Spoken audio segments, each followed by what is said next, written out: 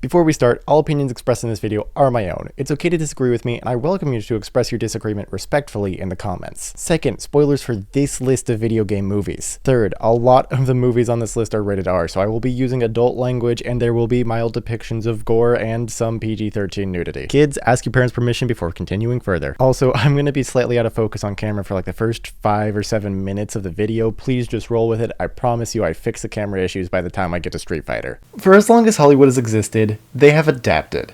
Not in an evolutionary sense, more in a creating something entirely new is hard, so we're just gonna find a book and turn it into a movie sense. No medium has ever been exempt from being adapted. Books, adapted. Stage plays, adapted. Comic books, adapted. Movies? You best believe they were adapted. So when video games came along, it was only a matter of time until Hollywood looked at this and thought to themselves, that looks a lot like Bob Hoskins. There was just one teensy little problem. In order to adapt a video game like Mario in the early 90s, they had to take the bare-bones story outlined almost entirely in game manuals and turn it into an hour 44 minutes of this. So that is to say, Hollywood's video game curse is that video games aren't as straightforward to adapt as Hollywood is used to.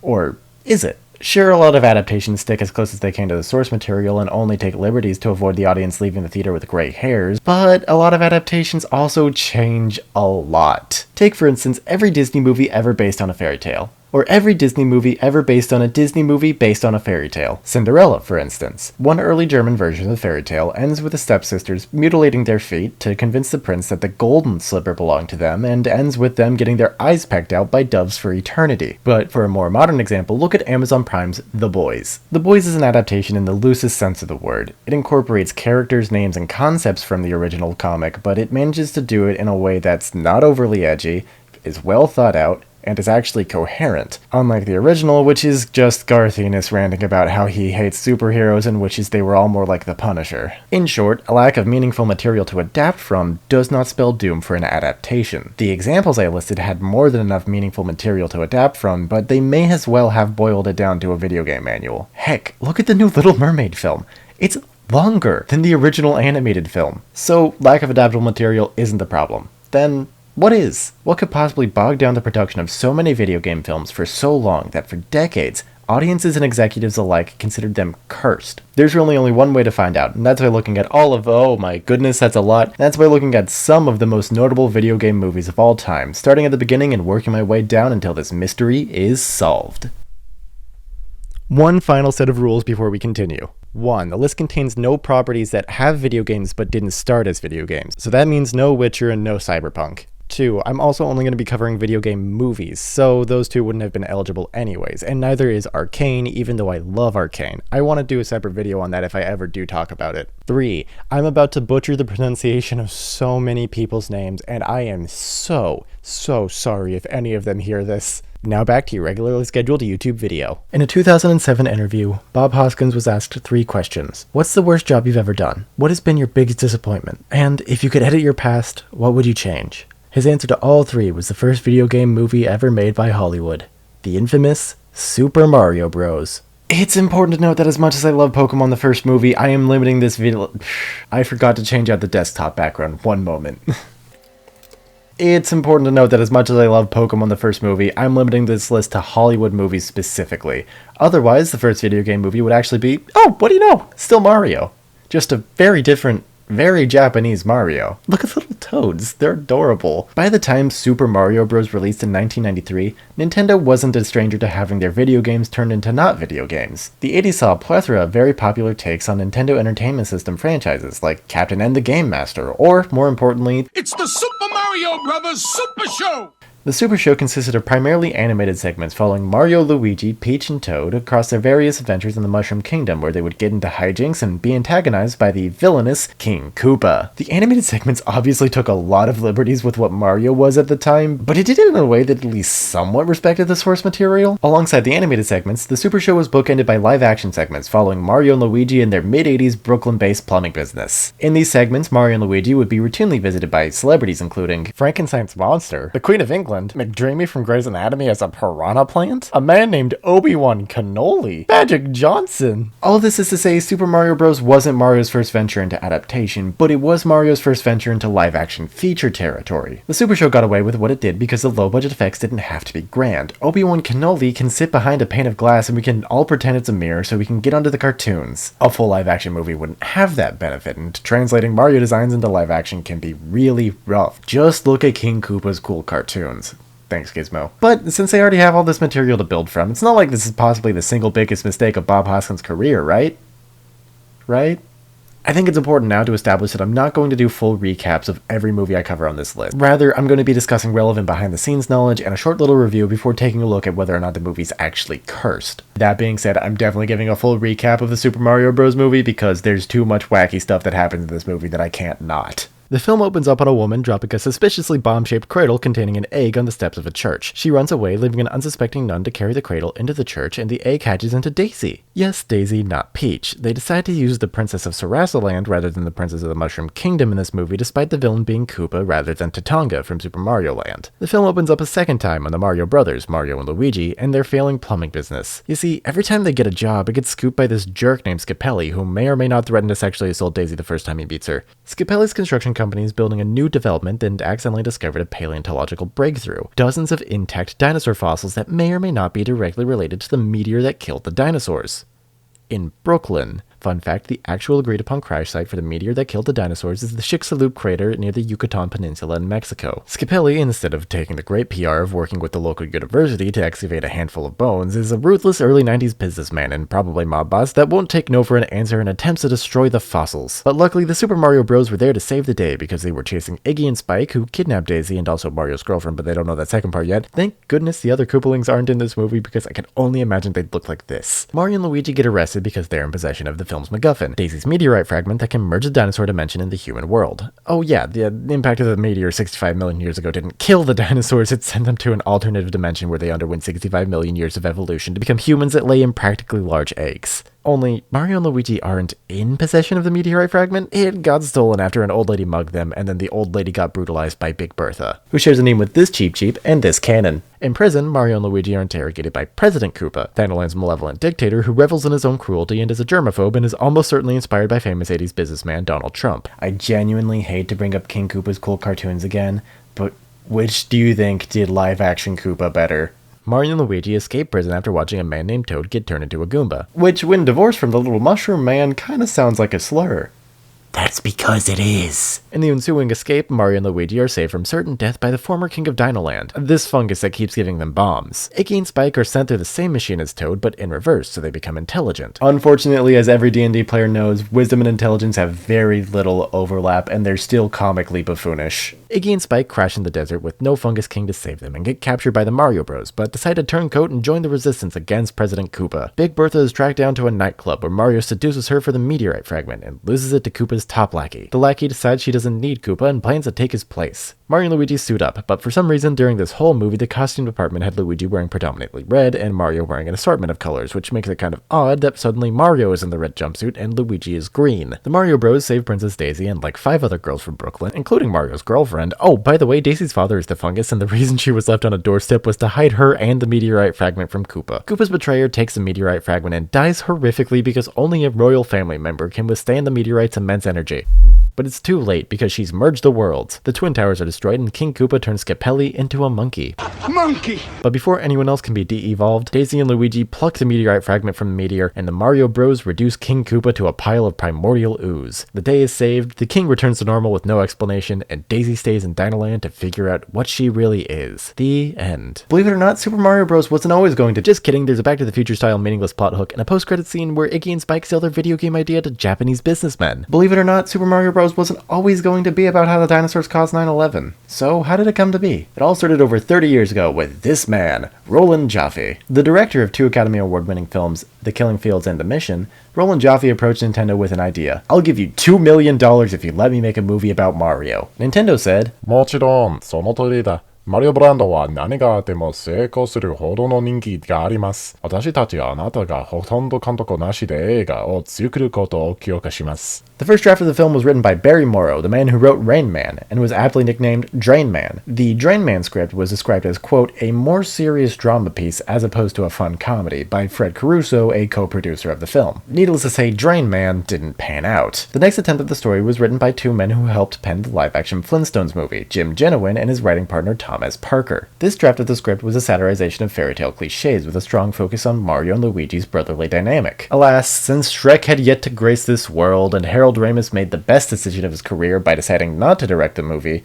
this draft was never made. The production of the movie would move on to something more sleek and modern, something that better fit the idea of a middle-aged Italian plumber rescuing a princess from a big turtle monster.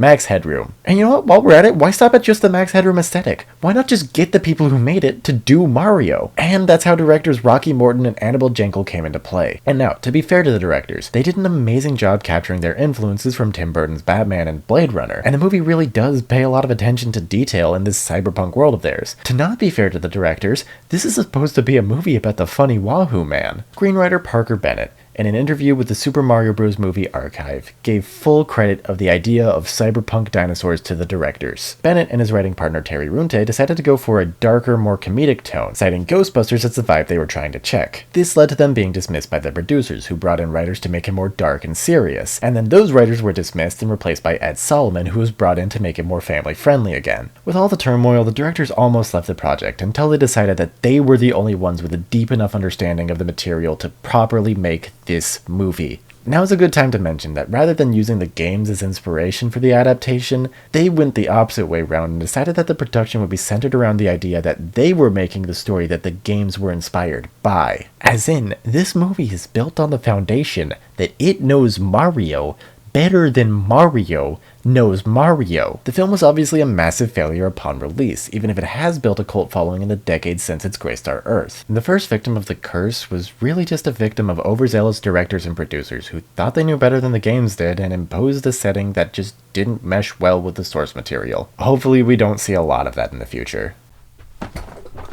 Street Fighter is the next video game movie on our list, and I'm willing to concede this one may have actually been cursed. The 1994 Street Fighter film was written and directed by Stephen E. DeSouza, the writer behind Die Hard, Judge Dredd, and the live-action Flintstones movie. Street Fighter was DeSouza's first big-budget film as a director, and boy was it a doozy. To start, Jean-Claude Van Damme ate up about a quarter of the budget on his own, and he was specifically requested by Capcom to play Guile, and they were helping fund the movie. And to add to the budget crisis, Raul Julia didn't exactly come cheap either. Raul Julia was also incredibly sick while filming Street Fighter. It was his last movie, and he only took the role because his kids really enjoyed the game. His sickness led production to push all the action shots that didn't involve him to the start of filming, rather than let all the other actors get their proper training in. The actors not being prepared and the fight choreographer having no idea what a video game was led to very dangerous situations on set, and to top it all off, Cammy's actress, Kylie Minogue, wasn't even cast until DeSouza's plane ride to Thailand to film. Due to political instability, all of the roads were closed, and the only safe time and place to travel was at night down narrow canals that left everything and everyone soaked, much to the disparagement of Jean-Claude Van Damme. The same Jean-Claude Van Damme who would call out sick multiple days in a row to go on coke benders. His drug problem was so bad that the studio hired someone to wrangle him, and he managed to get the coke wrangler to do coke with him. Van Damme also admitted to having an affair with Kylie Minogue while on set, and by all accounts, Minaj was a far better person on set than he was. But push come to shove, after grueling shoots, uncooperative stars, technical difficulties, and forced submissions to the MPAA trying to whittle an R rating down to PG-13 only to have to boost it back up from G, the film was released. Unlike Mario, the film actually made money. Not enough money to warrant a sequel, mind you, but on its $35 million budget, it grossed just over $100 million. And now, just because it wasn't cursed financially doesn't exempt it from being a bad movie. Immediately upon the opening of the movie, things feel odd. By this time in Street Fighter's lifespan, Street Fighter 2 had already been released 4 times, so fans had enough time to get to know the lore and characters a bit. What makes things odd is that the whole tournament plot is completely disregarded for a campy spy thriller. Without getting into too many details, here's a list of all the characters as they appear in the movie and as they appear in the games. in reverse order by which ones I like the best. T-Hawk. He's barely in the movie. Dhalsim. 0 out of 10. Dhalsim isn't a scientist, he's a dude with cool stretchy limbs. I do like that they kept him as a pacifist, though. Blanca's probably the closest they could get to a character looking like the game, though at one point he's fed brain programming and Dhalsim switches the violent programming to peaceful programming, and it shows us that M. Bison was literally feeding his brain Hitler speeches and gore videos. DJ is treated so nonchalantly by the movie that I didn't even realize he was a character from the games. Sagat is just kind of bland in the movie. He doesn't have much going for him besides being the reasonable antagonist. Vega, originally known as Balrog. I take Blanca back. Vega is actually just spot on when he's introduced. Balrog, originally known as M. Bison. Other than the Norman Osborn-ass hairline, he's just another character that's kind of there and gets a fun bit of action with minimal but distinct impact on the story. M. Bison, originally known as Vega. Bison is easily the standout of the movie. Raul Julia gives an amazing performance and plays the camp up perfectly with a spot-on costume to boot. The only reason he isn't at the top of this list is because I wanted to point out the name thing between him, Balrog, and Vega. E. Honda was one of the only 2 characters I recognized on sight, and that's just because there's no other way they'd have a larger dude as a main player in an action film from 1994. He gets a really good scene in the torture chamber, though. Captain Sawada. You may be asking yourself, why isn't there a game picture? That's because Captain Sawada was invented for the movie, so Capcom would stop complaining about the casting for Ryu. Despite being one of the main leads, he's just not interestingly written. Ryu's just some guy who's good at fighting and gets mixed up in saving the world. The same goes for Ken, who Ryu technically ranks above in my hierarchy of favor because Ken gets less cool action pieces, but Ryu made a better segue. Speaking of segues, here's Cammy on a Segway brand Segway. Again, minimal impact on the plot, and she's just there to be there. Chun-Li, however, is one of the film's main leads, and shares the most iconic scene of the movie with M. Bison. The day Bison graced your village was the most important day of your life. But for me, it was Tuesday. And that leaves Colonel William F. Guile. In the games, Guile is so American he bleeds oil and considers steak and eggs a light breakfast. In the movie, Jean-Claude Van Damme is so Belgian it hurts, and he couldn't be arsed to put any emotion into his lines, which only makes them funnier. Okay, I lied about Guile being the last, because let's be honest, it just got his spot fucking on with Zangief. Like, from frame 1 that he's on screen, it's like, oh, yep, that's Zangief alright. And the reveal that he's with the bad guys because he genuinely thought they were the heroes, and that he did it pro bono, had me howling with laughter. You got paid?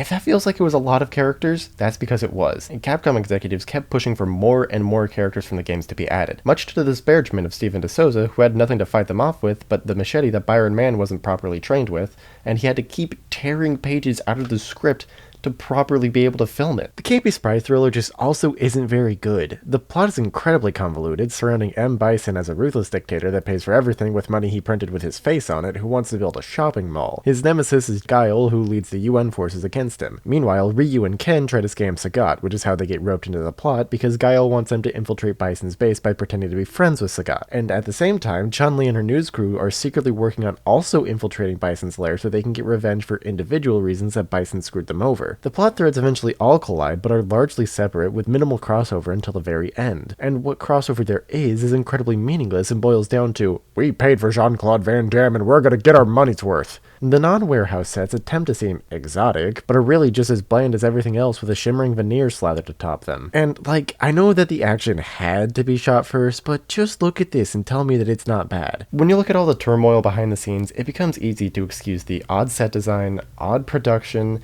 and bad acting. Actually, wait, Jean-Claude Van Damme's performance was perfect, and if he was off coke, it would be so much worse. But what isn't easy to forgive is the needless inclusion of so many characters and plot threads that amount to so little. What truly makes Street Fighter a victim of the video game curse is endless meddling by Capcom and Universal executives with their strict budget and strict need for too many characters. But in the end, Street Fighter is still the second best video game movie in 1994 based on a fighting game, because Double Dragon has 1% more than it on Rotten Tomatoes. But there's no time for that because it's time to move on to our next movie.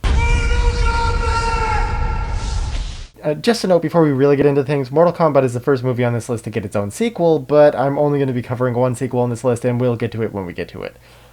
Also, I'm taking this off. I don't have a ninja costume. That was my best bet, but this thing doesn't do well with audio. Mortal Kombat is also a special case because it's the first video game movie by the most influential video game movie director, Paul W.S. Anderson. He's not the most influential because the movies he makes are good, but because he's made so fucking many of them. To be fair, Paul W.S. Anderson does seem to make them because he genuinely enjoys video games, and if I were in his position, I'd probably do the same thing. Of the movies that Mr. Anderson has directed, he's written most of them, but because Mortal Kombat was his first big real blockbuster, writing duties went to the writer Kevin Droney. Kevin Droney is a bit of a special case on his own because he's the first writer on this list who didn't have his movie touched by someone who worked on the live-action Flintstones movie. I'm going to find a way to shoehorn it into every movie, you can't stop me. In a way, production for Mortal Kombat was a lot like production for Street Fighter, just a lot less worse. Both films cast their badass blondes at the last minute, though in Mortal Kombat's case it's because Cameron Diaz had to drop out last minute due to a wrist injury. Both films shot in areas of Thailand, though Mortal Kombat didn't have to deal with all the political instability. And both films threw out large chunks of the script, although Mortal Kombat did it in favor of ad-libbed dialogue. Mortal Kombat also had the benefit of its cast being trained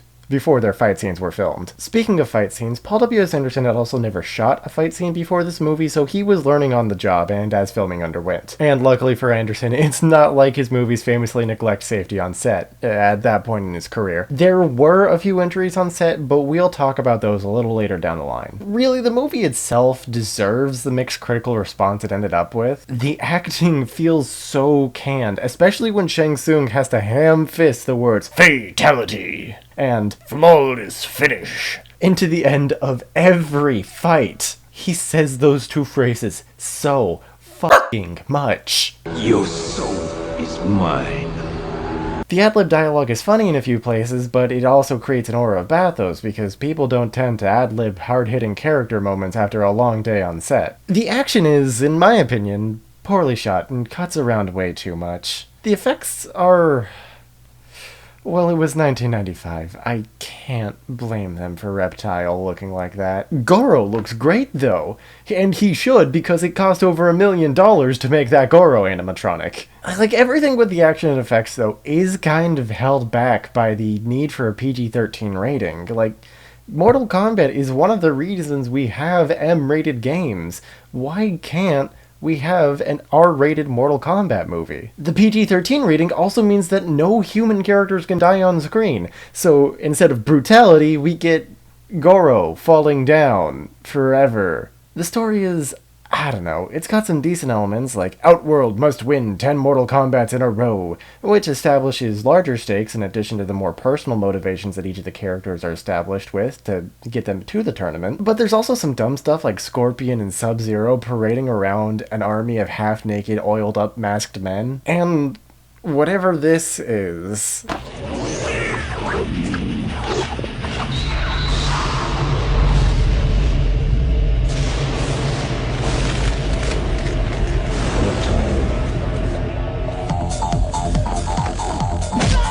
and that, kids, is how babies are made. The actual matchups also fall really flat. It feels like whenever the writer didn't know what to do, he'd roll a pair of dice, pick two characters, and have them fight to the death, which results in annoying things like the only motivation Sonya had for joining the tournament getting his lights snuffed out in the first round. What a way to go, though. It does do better than Street Fighter does in regards to how many video game characters are in it, though. Much like Street Fighter, pretty much every named character is from the video games, but compared to Street Fighter's 15, 16 if you count Captain Sawada from Street Fighter the movie The Game, Mortal Kombat only has 11, and they don't stick around for as long as the Street Fighter characters do. 4 of them are killed off in their first fight, and 1 of them doesn't fight at all. And the focus is actually on Sonya Blade, Johnny Cage, and most importantly, Liu Kang. The 3 are grouped together for most of the film, bar their independent action sequences, and Liu is the clear protagonist of the movie, out to avenge his brother's death. But ultimately, Liu Kang comes to learn that there's no use fighting destiny, everything is predetermined, and free will is meaningless! He's taught this lesson with the help of Raiden, the Japanese thunder god worshipped in China, who's played by the Highlander. This lesson is also learned after the most prominent and only female character to have action sequences gets kidnapped and reduced to this. Overall, Mortal Kombat is the best video game movie on this list, and by far the best video game movie of the 90s, going by Croft. But that technically being better also makes it realistically so much less fun to watch. I do think that this one falls just shy of escaping the curse, as it did make a lot of money at the box office, and it was well received by its target demographic, but to really understand why it was cursed we're gonna have to come back in like 10 movies. Now it's time for the last film on this list from a pre-9/11 world. 2001's Lara Croft Tomb Raider. I put that hair tie on too tight. Whew. Confession time. I've been using Wikipedia for preliminary research for this video, and then cross-referencing it with actual sources to verify the information. And this process works really good when the Wikipedia article wasn't last edited by someone obsessed with Angelina Jolie's breasts. Seriously, I'm gonna highlight everything about Angelina Jolie's breasts in yellow, and then everything about the actual filming of the movie in red. This could turn out to be the best video game movie of all time, and I would still call it cursed, because of this Wikipedia article alone. Tomb Raider, much like Mario, was in development hell for a bit, and had a plethora of writers give their attempts at a draft. Among these writers was Steven DeSouza, which means I can connect another red thread of fate, the live-action Flintstones movie. DeSouza didn't pen the final draft, however. That honor goes to Patrick Massett and John Zinman. The film was directed by Simon West, whose previous directorial work includes Con Air, starring Nicolas Cage and John Cusack, and The General's Daughter, starring John Travolta, following the video game movie trend of giving directors with only a few films under their belt their shot at a big blockbuster. 12 seconds later. There's not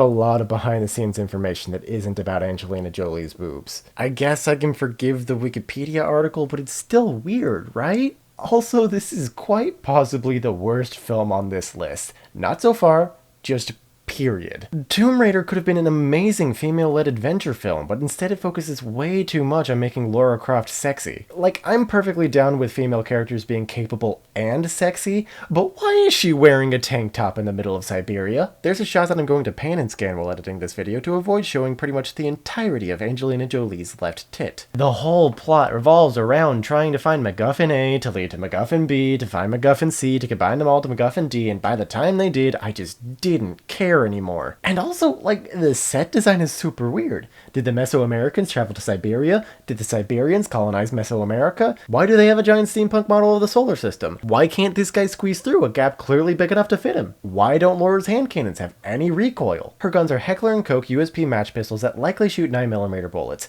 Here's a video of a guy shooting one two-handed. Not to say that Lara Croft isn't capable of handling the recoil, but at the rate that she's wailing on those dual pistols, she's not so much aiming as she is praying the bullets hit.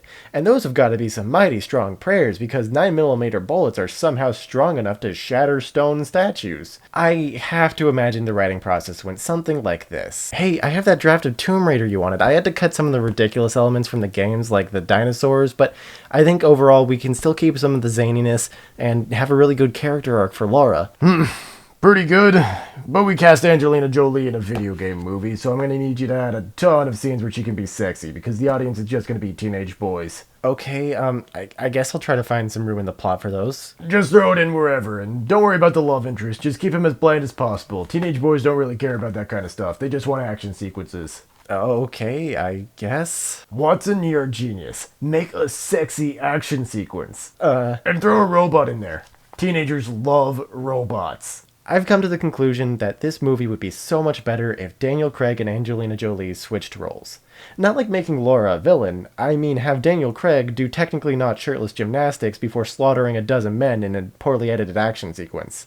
Also, don't take that as me saying that Angelina did a poor job. Angelina Jolie did a great job with what she was given, it's just the material wasn't enough that anyone could have elevated it. But all of that doesn't even cover the biggest problem that Tomb Raider faced, that being the executive decision to cut down the original 130-minute run to 80 minutes. An additional editor was brought in after principal photography and reshoots had already wrapped, which only caused the editing to be rushed and sloppy, and a lot of VFX shots went completely unfinished. And the worst part, this didn't even just get rid of a lot of visual material, it got rid of the original score that had already been made for the film's 130-minute run, including an original theme by Danny Elfman, the guy that did the Raimi Spider-Man theme. Only 7 of the missing 42 minutes were ever released, but thanks to behind-the-scenes footage and interviews, we can learn more about what it— oh, god damn it, it's just about the scenes with Angelina Jolie's boobs in them again. Keeping in the spirit of Tomb Raider, I've deleted 7 minutes of review segment. I'll release one of them in 5 years. Tomb Raider grossed $274 million on a $115 million budget. While it wasn't a smash hit, it cleared the often agreed upon twice-year budget rule for profitability in Hollywood, justifying its sequel, Lara Croft Tomb Raider in the Cradle of Life, that I'm also not going to be covering. But due to its profitability, I can safely say that Tomb Raider wasn't cursed, it's just bad due to executive meddling. And that's just about as bad as being cursed. Only a few months after the release of Tomb Raider in 2001, a tragedy struck the nation, one that would fundamentally shake the world to its core. Where were you when Ash Ketchum fucking died? In all seriousness, the world was fundamentally changed post 9/11. America was hit the hardest, but George Bush made sure the entire Middle East paid for it. But what does this have to do with video game movies? Resident Evil is Paul W.S. Anderson's second video game movie. This time, he's a screenwriter. The original title for the Resident Evil movie wasn't just going to be Resident Evil, it was actually going to be Resident Evil Ground Zero, which had to be changed for reasons. The film was actually developed as a prequel to the Resident Evil games, which is why it only features original characters as opposed to any actual video game characters. That wasn't always going to be the case, and actually the first draft of the script written by Alan B. McElroy was rejected because it was too close to the games. The next draft of the script was written by George Romero. Yes, that George Romero. The zombie guy. He was offered the job after filming a commercial that was exclusive to Japan for Resident Evil 2. And after being offered the job, he had his secretary invent the Let's Play so he didn't have to play the games but could still use them as study material for his drafts. While developing his take on the movie, Romero hired Bernie Wrightson, one of the co-creators of Swamp Thing, to help develop some visuals for the zombies in the movie. But ultimately, Romero's scripts and proposals were all rejected due to the fear that they would be rated NC-17 should they actually make it to production. But that isn't the end of Romero's drafts of Resident Evil, nor Alan B. McElroy's. In 2019, the University of Pittsburgh acquired an archival collection of George Romero's works. Among these were several early drafts and copies of Resident Evil scripts, including Alan B. McElroy's, which Romero had used for study material. And now all of them are available to read for free at the University of Pittsburgh Library. I don't live anywhere near Pittsburgh, nor do I have the means to travel there, but if you do and you hate how dirty I'm doing Resident Evil in this video and you want to make your own video proving why I'm wrong, that's the place to start. Meanwhile, Paul W.S. Anderson coincidentally wrote his own zombie movie script, which he called Undead, doing so after completing all of the Resident Evil games that were available at that point, presumably in his gamer hovel. Anderson himself described the Undead script as a rip-off of Resident Evil, so it's lucky for him that the head of Constantine Film,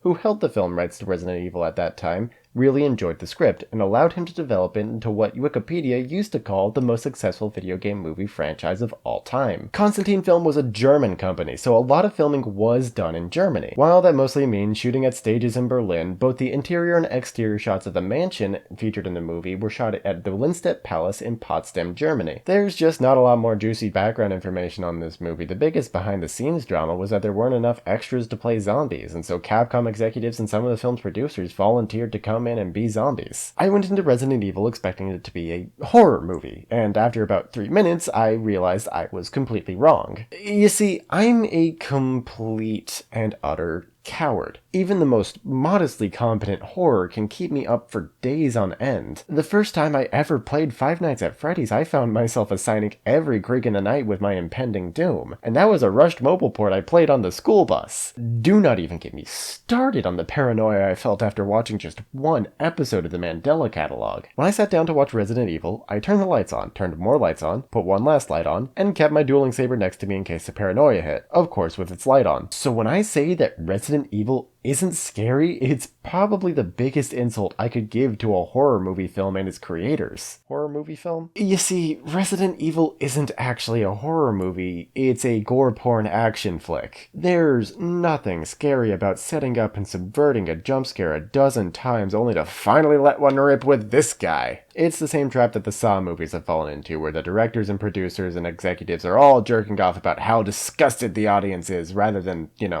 making something scary. I was talking with a couple of cousins at a family gathering, and I mentioned how I wasn't a big fan of the direction that Resident Evil was taken, and they seemed personally offended. I'm obviously exaggerating, but it was insisted to me how very cool the hallway laser scene was, and not very dumb like I thought it was. Let's go over the laser scene, shall we? It starts with this group of Umbrella mercenaries walking into the hallway to the Red Queen to shut her down and prevent the spread of the T-virus. The automatic hallway lights turn on and the hallway looks like a rich person's idea of good taste. Trying to open the door triggers security, leaving 4 mercs stuck in the hallway behind a blast door as a 5th desperately hammers on his keyboard trying to unlock the door and Mila Jovovich watches.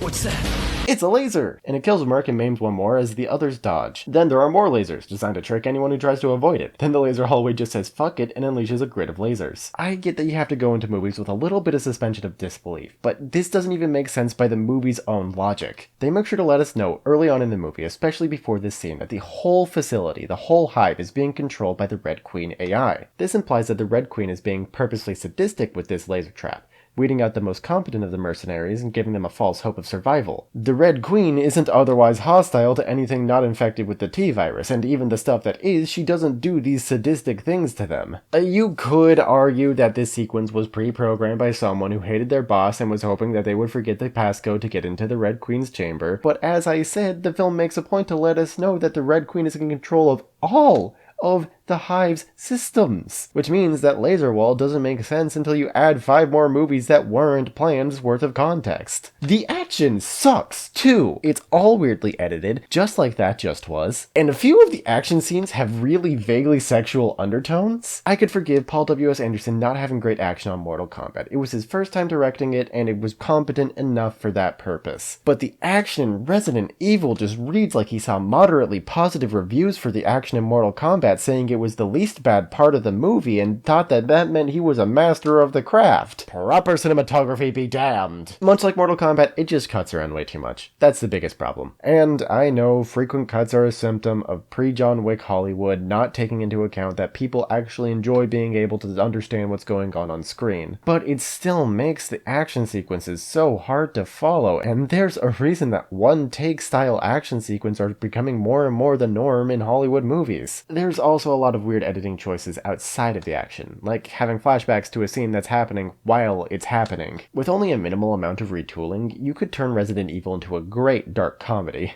Michelle Rodriguez already gets bit by zombies a comical amount of times, just slap a laugh track in there and you're good. Speaking of the zombies, I do have to hand it to production. The zombie effects look great for the most part. All of the zombie makeup is great, and making all of the obstacles, sets, enemies, and moving parts actually practical just makes it so everything holds up super well.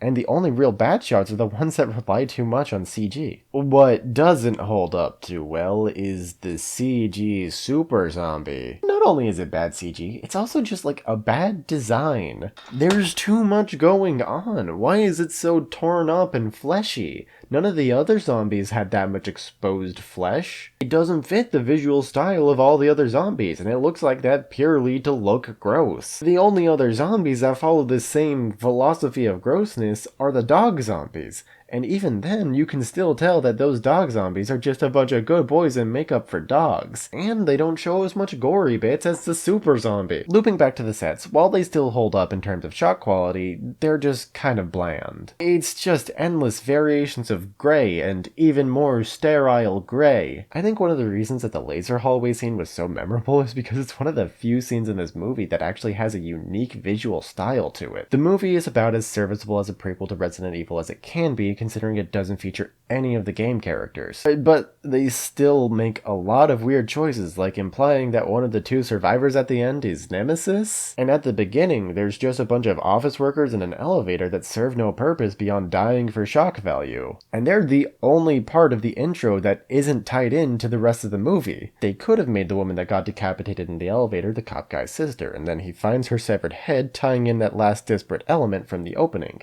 But instead, his sister's just a shambling zombie that gets killed with a glass cube to show how cool and sexy Mila Jovovich is. Speaking of, they sexualize her a lot.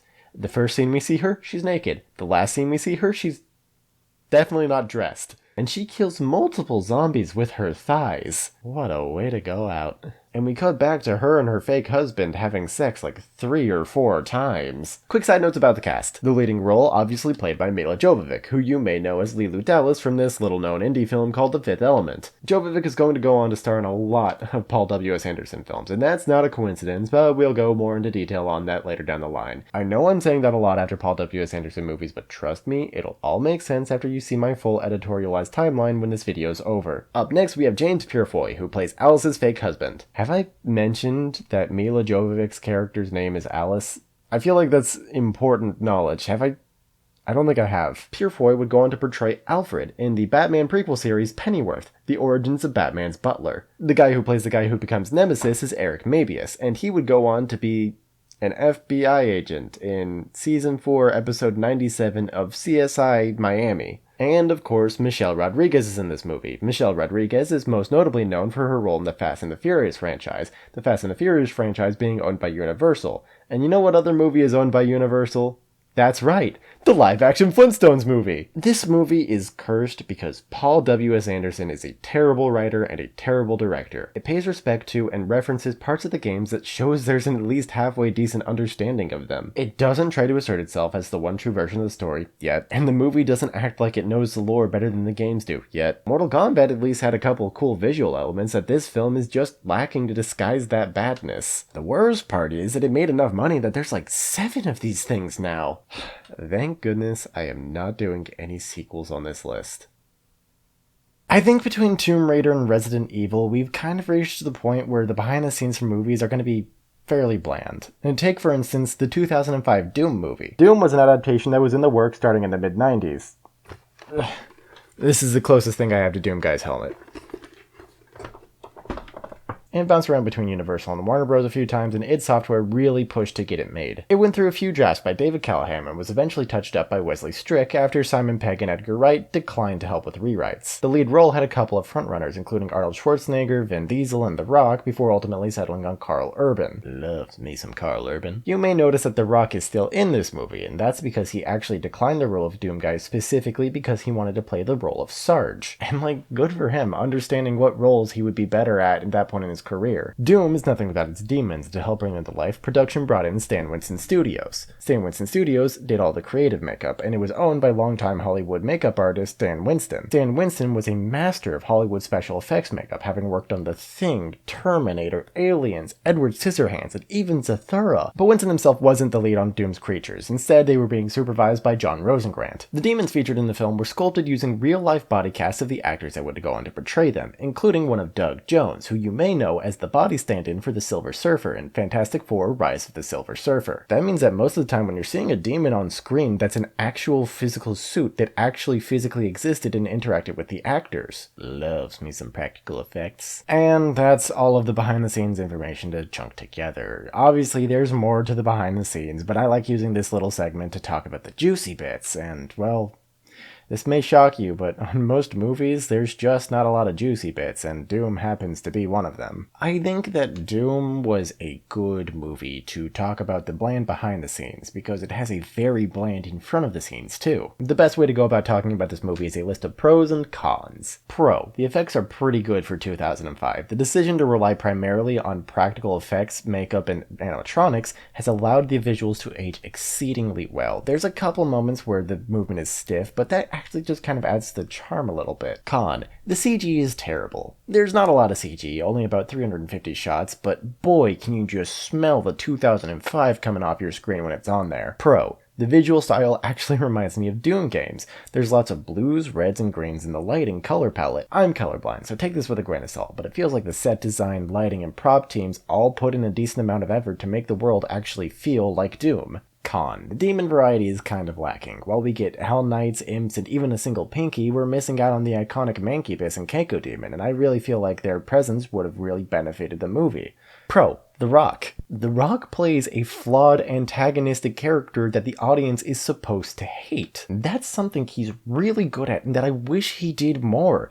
Genuinely, this is one of the best performances I have ever seen out of him. But I feel like he's never going to do these types of roles again because of his ego-driven status as a turbo superstar that sustains his COD-fueled stardom. Con: Karl Urban. Now, don't get me wrong, I love me some Karl Urban, but he's a Kiwi, and he obviously doesn't use his natural New Zealand accent in this film. Instead, it's like he was told to do an American accent, asked which region, and was told yes. Also, Karl Urban plays the Doom Guy stand-in John Reaper Grimm. He's never referred to by the title of Doom Guy, but it gets pretty obvious about when he pulls out the chainsaw. This hurts me because any self-respecting fan of Doom will be able to tell you that Doom Guy's real name is William Joseph Doom Guy Blaskowitz III, grandson of William Joseph Joseph Commander Keen Blazkowicz II and great-grandson of William Joseph B.J. Blazkowicz from Wolfenstein. Pro, the Universal logo is used really creatively, replacing the Earth with Mars and then using that to seamlessly transition into the actual movie. I kind of wish that they had done something similar, maybe using Pangea for one of Universal's other movies, the live-action Flintstones movie. I'm starting to run out of ways to shoehorn the live-action Flintstones movie in, and also pros for Doom. Con, the MacGuffin of this movie is weaponized Down syndrome.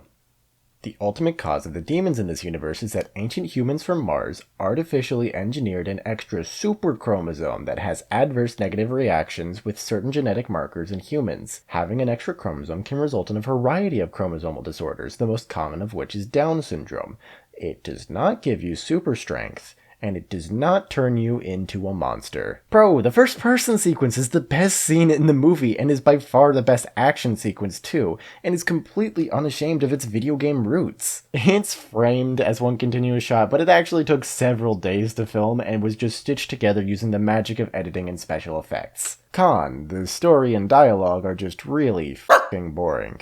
It's a Doom movie. The story of the Doom games is that a man is too angry to die and kills everything that moves. So when I go to a Doom movie, I want to watch a movie about a man that's too angry to die and kills everything that moves. I do not want to see the tragic reunion of two estranged siblings on Mars as a platoon of soldiers gets picked off one by one. You see, I'm of the philosophy that there are two types of movies. Movies with something to say, and movies about spectacle. Spectacle is the very foundation of film. All the way back to the very beginning, movies were designed to wow an audience. Whether that be Millier's magic-driven trick films, Edison's soundstage wonderboxes, or the Lumiere brothers traveling the world to show exotic and new experiences to the Europeans. Films with something to say arose as a natural consequence of movies as an artistic medium. Often, but not always, they'll put spectacle on the sideline to pull you into a story that relies more on intriguing dialogue, performances, and writing rather than flashy elements. Doom fails at being both of these. The action and effects are obviously the main appeal, but the only wow-worthy piece of action is the first-person sequence. The scenes with the soldiers try to pretend that they have a deeper meaning to them, but really it's just a bunch of characters with very surface-level traits trying to pretend to be deep. Like the super religious soldier who even cuts a cross into his arm every time he swears. Or how the kid in Portman abused drugs and perv on women.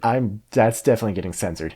But like, it's all just so utterly meaningless. It feels like it was all put there to make the film more complex while really only providing surface level explanations for minor plot shenanigans. I think, once again, we can boil down this video game curse to a case of bland writing. Everything else about Doom is at the very least tolerable, and at its very best actually really good. But the writing just weighs it down heavier than a pair of concrete shoes weighs a mobster at the bottom of the Potomac. I just hope the same can't be said for Hitman. Look, between you and me, Hitman only made this list because Vin Diesel was attached to play Agent 47 right up until about 3 months before filming started. I just wanted to go into this movie imagining what the world would be like if he had never dropped out.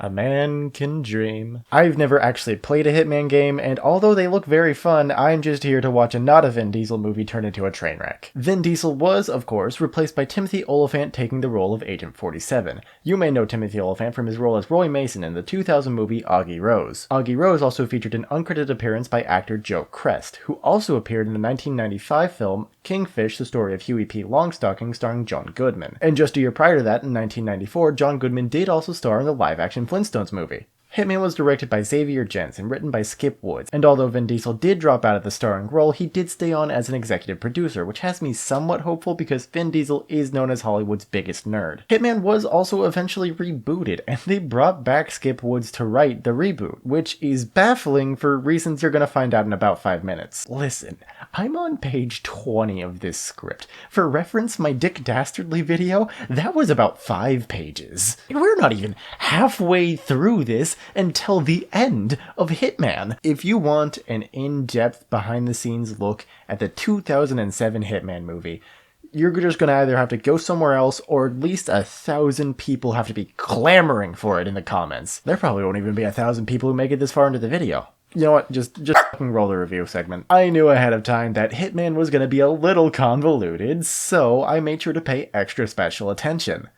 I still have no clue what happened. Let's go over my notes sequentially. So Agent 47 is hired to kill the Russian president, but then the Russian president was replaced by a double. But the actual president was the one that was killed, and the double was plotting with the FSB to take the place of the Russian president. Okay, kind of complex so far, but nothing too hard to follow, I guess. Agent 47, in a position to expose this, is then hunted by the FSB and forsaken by his agency as dozens of other hitmen are sent after him. But like, if they had just wired Agent 47 his money, I doubt he would have cared. The film makes a point to show that he only goes after fake Belikov because he was stiff for his cash and is being hunted. I guess this is a lesson for all of you who want to go about stiffing your service people. If you do, they'll kill you. Over the course of the movie, Agent 47 kills a frankly needless amount of people as he tries to get closer and closer to fake Belikov. But like, he does it in the weirdest route possible. He doesn't start by tracking down fake Belikov, which granted would be hard because the FSB and Interpol confiscated his conveniently branded suitcase of murder paraphernalia, but instead he goes after Belikov's girlfriend, aka human trafficking victim, and ends up saving her life from other hitmen so he can use her for information. But she also just ends up tagging along for the rest of the trip because Agent 47 feels bad for her, I guess. He takes her to go after an arms buyer in Turkey, but not before casually killing like a dozen men in a train station. 47 kills the arms buyer in an upscale restaurant's men's room after dropping some light transphobia and the least sexy I'm not wearing underwear scene possibly imaginable. What color underwear am I wearing? You're not wearing any underwear. Then he poses as the arms buyer to kill Belikov's brother, but he doesn't wear a disguise, he just goes in dressed in his usual hitman attire. This results in him being immediately recognized, and of course a shootout happens. Then he uses the death of real Belikov's brother in the shootout to kill fake Belikov by kidnapping the head of the FSB and tying him in this saw trap. He tortures him in the electric bathtub contraption so he'll tell another hitman from 47's agency to shoot fake Belikov, who's sitting behind a couple panes of bulletproof glass. Then 47 tails fake Belikov when he obviously makes a run for it, but 47's dressed as a soldier so you don't know he's there. Then, while dressed as a soldier, he kills the other hitman. Then he shoots fake Belikov, who was offering his money back at that point, but he's undergone too much character development to care about money at this point. Then he dodges a hail of bullets from an attack helicopter. Then he's saved by a CIA agent who eye-glossed over him taking a pit stop to blackmail. Also, the framing device of the movie is that Agent 47 broke into the Interpol agent who has been chasing Kim's house and is telling him his side of the story. Which is insane, because through the whole movie we're cutting back to the Interpol agent and getting his POV of the story. These are things that Agent 47 would have no idea are happening. And the big clue that the Interpol agent finds shouldn't even be there because it's the key to the church from the end of the movie. But Agent 47 has no plans for that church at the end of the movie until he's formulated his plan to kill Belikov. But the key is in his suitcase from before he was going to have to kill fake Belikov. So, unless Agent 47 casually went to the same church as the Belikov brothers, it just doesn't make sense for the key to be there. Also, not to mention, when Interpol gets the suitcase that is branded with the biggest shadowy murder organization on the planet, no one seems to care that they have proof that the biggest shadowy murder organization on the planet is real, and they have a potential way to find them, and that doesn't even begin to touch on. The action scenes were fairly well shot. It actually kind of reminds me of John Wick, just 7 years before John Wick would hit theaters. But that does also kind of make things feel out of place in a Hitman setting.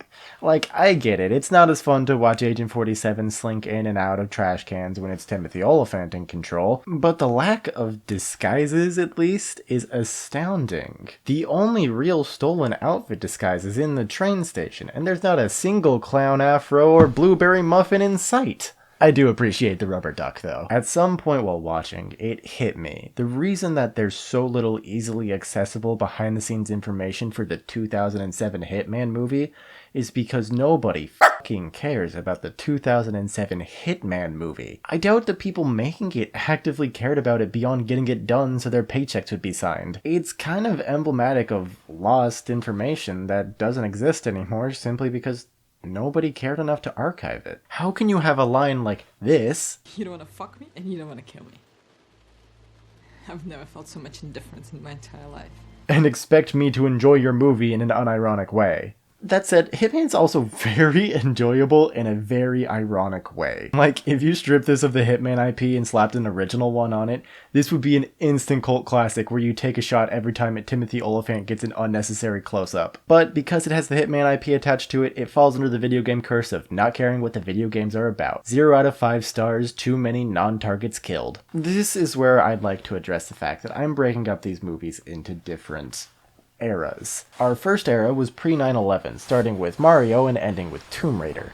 Our second era was the mid-2000s, starting with Resident Evil and ending just now with Hitman. That is to say, I'm sorry, but I'm not going to be watching Street Fighter: The Legend of Chun-Li. But before we move on to our third and longest era, I'd like to point something out. Video game movie is a descriptor, but it's not a genre. So far, the genres that we've covered have been mostly the same, just different flavors of action. Action comedy, action adventure, action sci-fi. But I feel the need to point out that other than the video game connection, there's really not a lot connecting these movies. Well, that and, strangely, the live-action Flintstones movie. But at the same time, all of the movies on our list being action movies is a consequence of them being video game movies. Let's look at the entire list of video game movies up until this point. Don't worry, I'm ignoring Final Fantasy: The Spirits Within on purpose. All of them are some variation of action. The only one that doesn't have action in the first line of its Wikipedia page is Wing Commander. Starring Matthew Lillard? Why didn't I pick that for this list? And even then, it's still an action movie. The overabundance of action is because that's what video games are about. Action. Sure, you have the occasional What Remains of Edith Finch, Doki Doki Literature Club, American Truck Simulator, and those are all amazing games in their own right that aren't action first. But the popular AAA fluff that got picked for movie adaptations, especially in those early days of video game movies, it's all gonna be the arbitrarily chosen to be tailored towards mid-90s boys action stuff. 2007 was simply a pre-Minecraft world. The ramifications of the explosion of less action-oriented games as indie development and publishing becomes more and more common is finally starting to catch up with video game movies, with the upcoming, God, I hope I finish this before October, release of the Five Nights at Freddy's movie, the supposedly in the works Firewatch movie, and the what I hope is successful Iron Lung movie. Stepping back from that detour, it's time to talk about Prince of Persia: Sands of Time. Prince of Persia is the Walt Disney Company's first foray into video game movies, coming to be after the massive success of the Pirates of the Caribbean franchise. I used to own a pair of Pirates of the Caribbean mouse ears. I can't find them anywhere. This is the closest thing I have. These do not fit me anymore, so I'm gonna take them off. The Walt Disney Company, in their infinite hubris, thought to themselves, if we can make a theme park ride into a successful movie franchise, we can do it with anything. Let's try it with video games. Those are popular, right? In steps Pirates of the Caribbean producer Jerry Bruckheimer, here to save the day with his recently acquired film rights to the hit video game franchise Prince of Persia. In most examples from this list, there wasn't a lot of input from creatives behind the games. Executives, sure, but not creatives. But for Prince of Persia, they actually brought in series creator Jordan Mechner to help write the movie. The screenplay was eventually rewritten by more experienced writers Boaz Yakin, Doug Miro, and Carlo Bernard, but the story by credit still goes to Mechner. Negotiations with eventual director Mike Newell began in 2007 before being put on hold due to the 2007-2008 Writers Guild strike. I have no idea if I'll manage to get this video out before the 2023 strike ends, but just know if I don't, I still think they deserve more than they were given. Future me here, I was a lot more hopeful that studio executives wouldn't be as evil when I wrote that line. Prince of Persia's release was eventually pushed all the way back to 2010 due to a variety of reasons that are going to flash across your screen right now. If you paused to read all of that, I'm proud of you. Real quick, I don't know how long this video is going to end up being, but it'll definitely be long enough that at least one person is going to put it on to fall asleep to. That's why I'm issuing this warning to all of the conscious people still watching. I'm about to play a very loud noise. When you see this symbol disappear from your screen, then you're good to put your headphones back on or turn your volume back up. This is video retention suicide, but I need all of you to play along in the comments and gaslight anyone who tries to point it out. Okay, 3, 2, 1. Since Prince of Persia was meant to be a mega franchise, it needed mega talent, and who better to play the Prince of Persia, named Destan in the movie, than Jake Gyllenhaal of the Swedish noble family Gyllenhaals. Look, I think Jake Gyllenhaal's a great actor, but why? Going into the actual review segment, I have a bit of a confession. There are obviously some games on this list that I'm more familiar with than others. I'm not the world's biggest Street Fighter fan, but I love me some Mario. Prince of Persia, however, I have absolutely zero familiarity with, not even through cultural osmosis. With every other video game on the big list of video game movies that I cherry-picked my examples from, I made sure to skip over anything that I didn't think I could adequately cover. However, Prince of Persia: Sands of Time wasn't just meant to be a video game movie. It was meant to be the next Pirates of the Caribbean.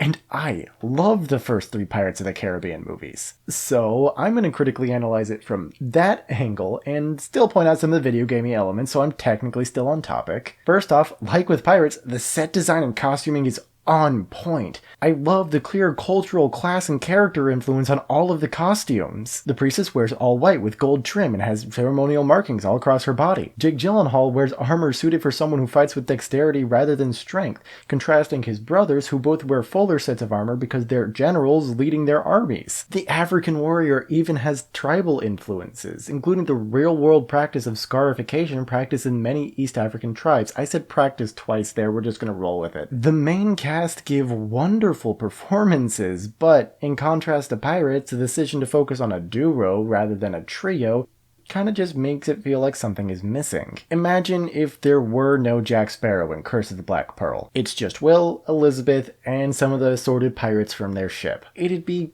boring. The romance and chemistry between the 2 leads is great, don't get me wrong, but the chaotic nature that Jack Sparrow brings as a supporting character that aligns about 80% with the duo adds much needed stakes, drama, and conflict between the two. The lack of that archetype in Prince of Persia just makes it so they have to draw out the conflict between Destan and the princess to such a degree that they have to keep creating convoluted reasons as to why they're still traveling together right up until the two fall in love and there's no more conflict between them. Also, Destan's kind of boring. What is his character flaw? That he's not good at one-on-one fights? That he sticks up to do the right thing, just not well enough? His father literally tells him, "Son, I'm proud of you and you're a good man, but you're not as good of a man as you could be, so I'm not as proud as I could be." The princess also doesn't have much of an arc. She learns that it's not her destiny to sacrifice herself to keep the dagger out of evil hands, and then to save the day, she sacrifices herself to keep the dagger out of evil hands. Speaking of boring writing, the evil royal uncle trope was overplayed by the time that Shakespeare wrote Hamlet. There's nothing interesting about adding a time travel twist to the idea that the guy who could have had the throne wants it, which, like,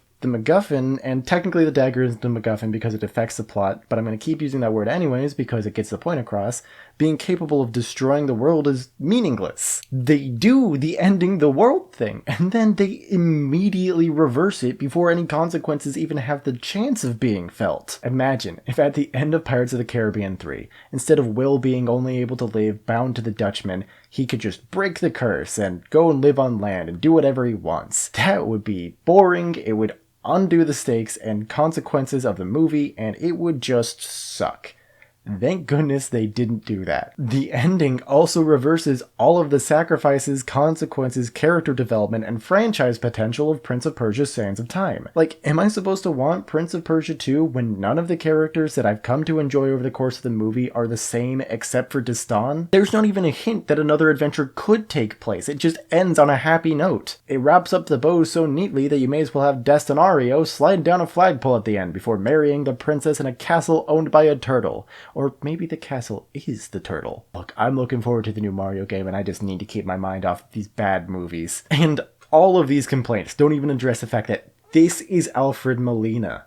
Now, I like Alfred Molina. He's phenomenal in Spider-Man 2. Spider-Man 2 was directed by Sam Raimi, who coincidentally appeared in the live-action Flintstones movie as a Cliff Vandercave lookalike. Casting Alfred Molina in this movie. Sure, go for it. Casting Alfred Molina in this movie and then pulling an Alec Guinness in Lawrence of Arabia? This ain't it, Chief. Other than the casting, everything about this movie was adequate enough that even though it lost money at the box office, a home release would have pushed it over the profitability margin. And it probably would have actually garnered a larger audience if they had made a lower budget sequel. So why isn't Prince of Persia considered one of the movies that breaks the curse? Well, it's because Prince of Persia lacks a certain je ne sais quoi. Something that I'm going to pretend I haven't already figured out so I can have a big emotional thesis at the end of this video. It's something that Pirates of the Caribbean had, and it's something that I hope Disney figured out by 2014. Because I have a need A Need for Speed. Well, I guess it isn't fair to blame Disney for this one, considering they only distributed it. The actual production company behind Need for Speed is DreamWorks.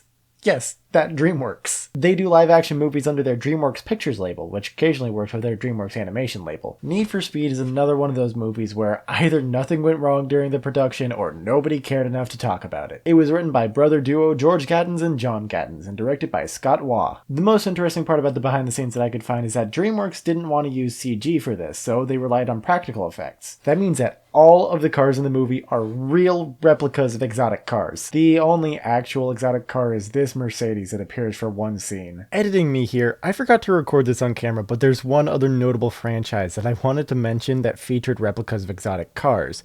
That being the live-action Flintstones movie. The practical effects are also kind of the only thing that this movie has going for it. I don't know much about Need for Speed as a franchise, but I have watched Noodle's video on it once or twice or 5 times. The action and police chases do seem like a pretty big part of the franchise, especially considering one of the most popular titles is called Most Wanted. And to DreamWorks' credit, they fucking nailed the over-the-top chase scenes and the cool cinematic camera showing a car jump. The decision to use real cars really gives Need for Speed that authentic feel that DreamWorks wanted. And when those over-the-top stunts do happen, they're actually really cool. Now for the things that Need for Speed doesn't have going for it. 1. They use a folk rock cover of Fortunate Son that I can't legally or morally subject you to. It's fine on its own, but the melody, pacing, and instruments just kind of conflict with the meaning of the original Fortunate Son. And the meaning of the lyrics definitely conflict with the amount of luxury cars in this movie. They try to build up Toby, the main character, as a blue-collar hero, but he only drives a car worth less than $2 million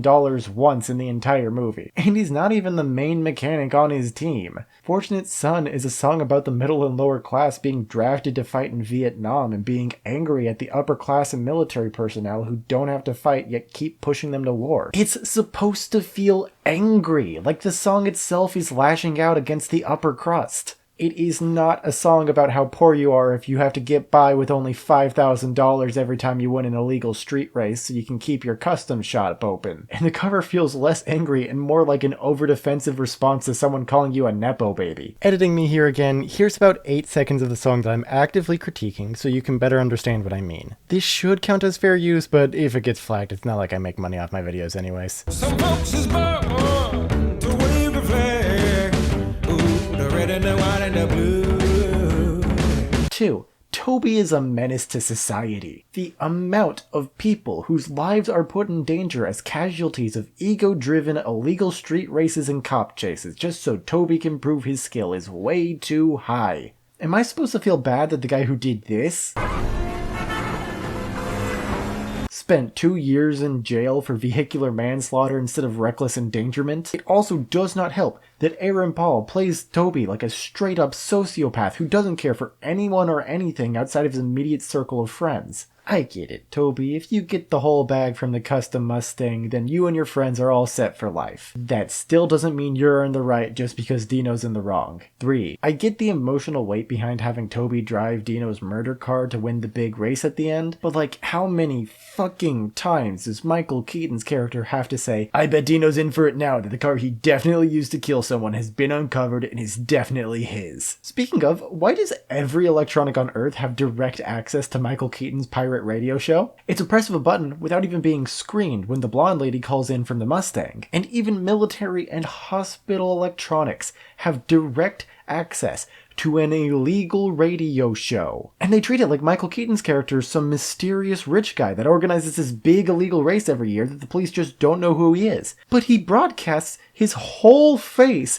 and even parts of his background show where he lives. Just get that guy who's way too good at GeoGuessr to find him. Easy peasy. 4. The majority of the movie is spent trying to get into the aforementioned illegal street race. They mention what feels like over a dozen times that the street race changes starting line and location every year, and only the best drivers with the best cars get invited to know where that is. Which is why even after Toby borrows the $3 million custom Mustang, he still has to drive like a lunatic to prove his worth. So how do the police know the whole route before it even starts? They're able to set up multiple sting points and chase racers down the entire path from start to finish. 5. At one point, Rami Malek's character strips naked in front of a bunch of office workers and sexually assaults someone. But somehow, out of all the menaces to society in Toby's group, he's not even the worst one. Maverick hijacks planes to scout routes, hijacks a news helicopter and broadcasts 3 women's posteriors on the news in Detroit without them knowing, and hijacks a full-on military cargo copter to help Toby escape from a sticky situation. That last one does land him in military jail. These characters aren't even lovable menaces. They keep endangering people and being weird about consent, and the only reason that they're not considered the bad guys is because they haven't knowingly killed anyone. The way they drive in Need for Speed has me 100% convinced that Toby has left more than a few casualties in his wake. I will say we are getting to the point where these movies are becoming progressively less bad. If I were to go into these not looking for nitpicks and faults to find, I'd probably actually enjoy a few of them more than I did. Need for Speed, however, is still garbage from a writing perspective. It really just has the luxury of spectacle to save it from being flaming garbage, and thus is cursed because, well, it's just not very good. At least the next movie on the list doesn't take a barely there plot that really only exists to justify the game's mechanics and try to squeeze it into a 2-hour movie with no interactivity. I, for one, have always found the storytelling of the Angry Birds game to be top-notch. I believe it was Dickens who first wrote, "The bad piggies come in and steal eggs from a flock of birds." That made those birds quite angry. Jokes aside, Angry Birds is a hit mobile game developed by Rovio Entertainment, a Finland-based developer. Rovio partnered with Sony for animation and distribution of this movie, but the Angry Birds movie was a unique case among video game movies. That's because Rovio Entertainment created their own animation department just to minimize the outside resources that would be needed for making the Angry Birds movie. But like I said, Sony did work on the animation. In fact, you can see breakdowns on the Sony ImageWorks YouTube channel that are really good and go in depth about the animation process. You might ask, why the Angry Birds movie? I can't even download the original Angry Birds on my phone anymore. If you want to look for something to thank, look no further than the Angry Birds Toon Shorts on Rovio's YouTube channel. The success of these shorts is what convinced Rovio to pursue a longer, more profitable feature film that I'm going to complain about to you today. The Angry Birds movie has a 43% on Rotten Tomatoes and a 43% on Metacritic, which I bring up because that means it's the best reviewed movie on this list since Mortal Kombat. And somehow the second Angry Birds movie is even better reviewed with over 70% on Rotten Tomatoes. I also want to point out that the Angry Birds movie is the 3rd highest grossing movie on my list, and the only 2 that beat it are some of the last that I'm going to be covering. Oh, and just because I know that if this video gets more than 10 views, there's going to be some jerk in the comments who goes, actually, the Angry Birds is a mobile app, not a video game. Us true gamers know that such a program is unworthy of the title video game. And in response, I have to say, fuck you, made up straw man that probably doesn't exist. Mom said it's my turn on the video game movie video list, and I get to pick the movies on it. I have to say, I kind of agree with critics about the Angry Birds movie. I know, agreeing with critics is enough to get me kicked out of the I like movies, but I don't like being pretentious about movies club. But 43% really just captures how I feel about the movies and approximately how many cops beat their spouses. Dare I say, the Angry Birds movie is actually funny. The only real exceptions being the gross out gags, but even then, I understand that fart humor is capable of being funny and it mostly just boils down to personal preference. The humor being good is in part thanks to screenwriter John Vitti, who has a long history of writing for comedies, including The Simpsons, King of the Hill, and even a couple episodes of The Office. The quality of the movie is also helped by co-directors Clay Cadis and Fergal Riley, both having long histories working in animation, despite Angry Birds being their directorial debuts. Fergal Riley in particular worked as a storyboard artist on the 1996 movie Space Jam. The sequel to Space Jam, Space Jam: A New Legacy, featured cameos from the animated versions of the characters from the live-action Flintstones movie. My absolute favorite joke, though, is when Matilda is going over Terrence's case file and reading the horrible thing that he must have done, and the lighting and soundscape just shifts towards whatever horrible crime Terrence committed, and he just has a smile on his face. Granted, I also sat down to watch this movie with an extra large glass of adult grape juice, so take how much I laughed with an inebriated grain of salt. I think it's kind of messed up that the Angry Birds movie, of all the video game movies I've covered so far, has been the most effective at committing to character traits, committing to characters influencing the story, and actually completing character arcs. We get to see how Red grew up being bullied for his massive eyebrows, and how he works a dead-end job with no friends. We can quickly come to understand the root cause of his frustration with the world. The feeling that he's been disregarded by society, and he has no hope to be anything but a social outcast, so he isolates himself from the world to insulate from that potential disappointment. The only other film so far on this list that even came close to this this level of characterization was Mortal Kombat with Liu Kang, and I can't believe I'm talking about the Angry fucking Birds movie. Like, it genuinely handles different characters' personalities and the natural interactions they would have as a result really well. Really, the only thing killing this movie is the pacing. The actual plot of the movie takes forever to get off the ground. It feels like the first hour of the movie is set up and the last 30 minutes is the entire actual story. The majority of the film takes place on Bird Island, following Red as he goes to court-mandated group therapy for his anger issues. Then everything is thrown out of whack when King Pig arrives, crashing into Red's house and secretly bringing along with him a lot more pigs than he initially lets on. The birds embrace the pigs, and there's just too many scenes of everyone telling Red he's crazy for not trusting the pigs that crashed into his house and introduced themselves by lying. I'm not saying to cut the pigs' erotic cowboy dance, but do we need so many scenes of the birds blindly trusting the pigs? And if we do, can't they come earlier in the movie? The Angry Birds movie also has a star-studded voice cast as the various Angry Birds from the games. You've got Jason Sudeikis, Josh Gad, and Danny McBride as Red, Chuck, and Bomb respectively, but you also have Matilda voiced by Maya Rudolph and King Pig voiced by Bill Hader, and Ian and Anthony from Smosh as the Orange and Green Birds respectively. I laughed very hard at the Smosh Birds, not because their lines were funny, but because they're voiced by Ian and Anthony from Smosh. So I guess that casting choice did work out in the long run. Pretty much every named bird is one from the various games, with a few notable exceptions like Judge Bird and Mime Bird, and the entire climax is dedicated to showing off their various in-game powers as they destroy Pig City and Red rescues the eggs. The only missing birds are the little blue ones, but even they still show up in the form of the egg that Red is trying to rescue through the whole climax. And they show off their powers before the credits roll, launching themselves out to sea, where they separate and drift aimlessly as the tide pulls them forever out and apart, never to return and never to be reunited. Just like that Australian Prime Minister. The movie also stays true to video game lore, by having the pigs be more technologically advanced than birds and have very little regard for the environment, as seen in Bad Piggies, and the birds launching themselves out of slingshots at the cost of great bodily harm, as seen in every mainline Angry Bird game. It pains me that I have to say the words mainline Angry Birds games, but the movie is just one of many symptoms of how hard they milked this cash cow. It is seriously just the pacing issues holding this movie back. It is honestly a great movie to watch if you have a younger audience with you. Something that's actually kind of a first on this list, considering that Angry Birds is the first family-friendly game that's been adapted into a movie since Mario, and we all know how that one turned out. Heck, I'd hesitate to even call the Angry Birds movie cursed. With every other movie on the list so far, you can see corporate meddling and executive desires influencing the final product, but the Angry Birds movie feels like someone just wanted to make a movie about the Angry Birds with kids and parents in mind. I, however, am not a child nor a parent, so I'm gonna slap an unjustified cursed label on the Angry Birds movie to satiate my desire to stay on theme with the rest of the video. It's okay, I'm not gonna have to use the unjustified excuse again, because up next is the 2016 Assassin's Creed movie directed by Justin Kurzel,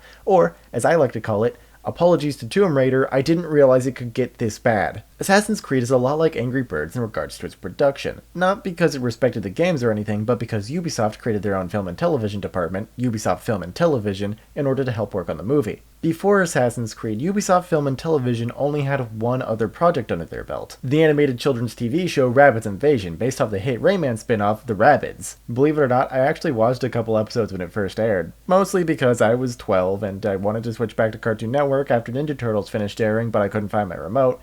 But it wasn't bad, it's really just slapstick for kids. After making Assassin's Creed, Ubisoft Film and TV would also go on to make the highest rated video game movie of all time from critics. One that even beat out the majestic heights of Angry Birds 2. You want to hazard a guess as to what it is?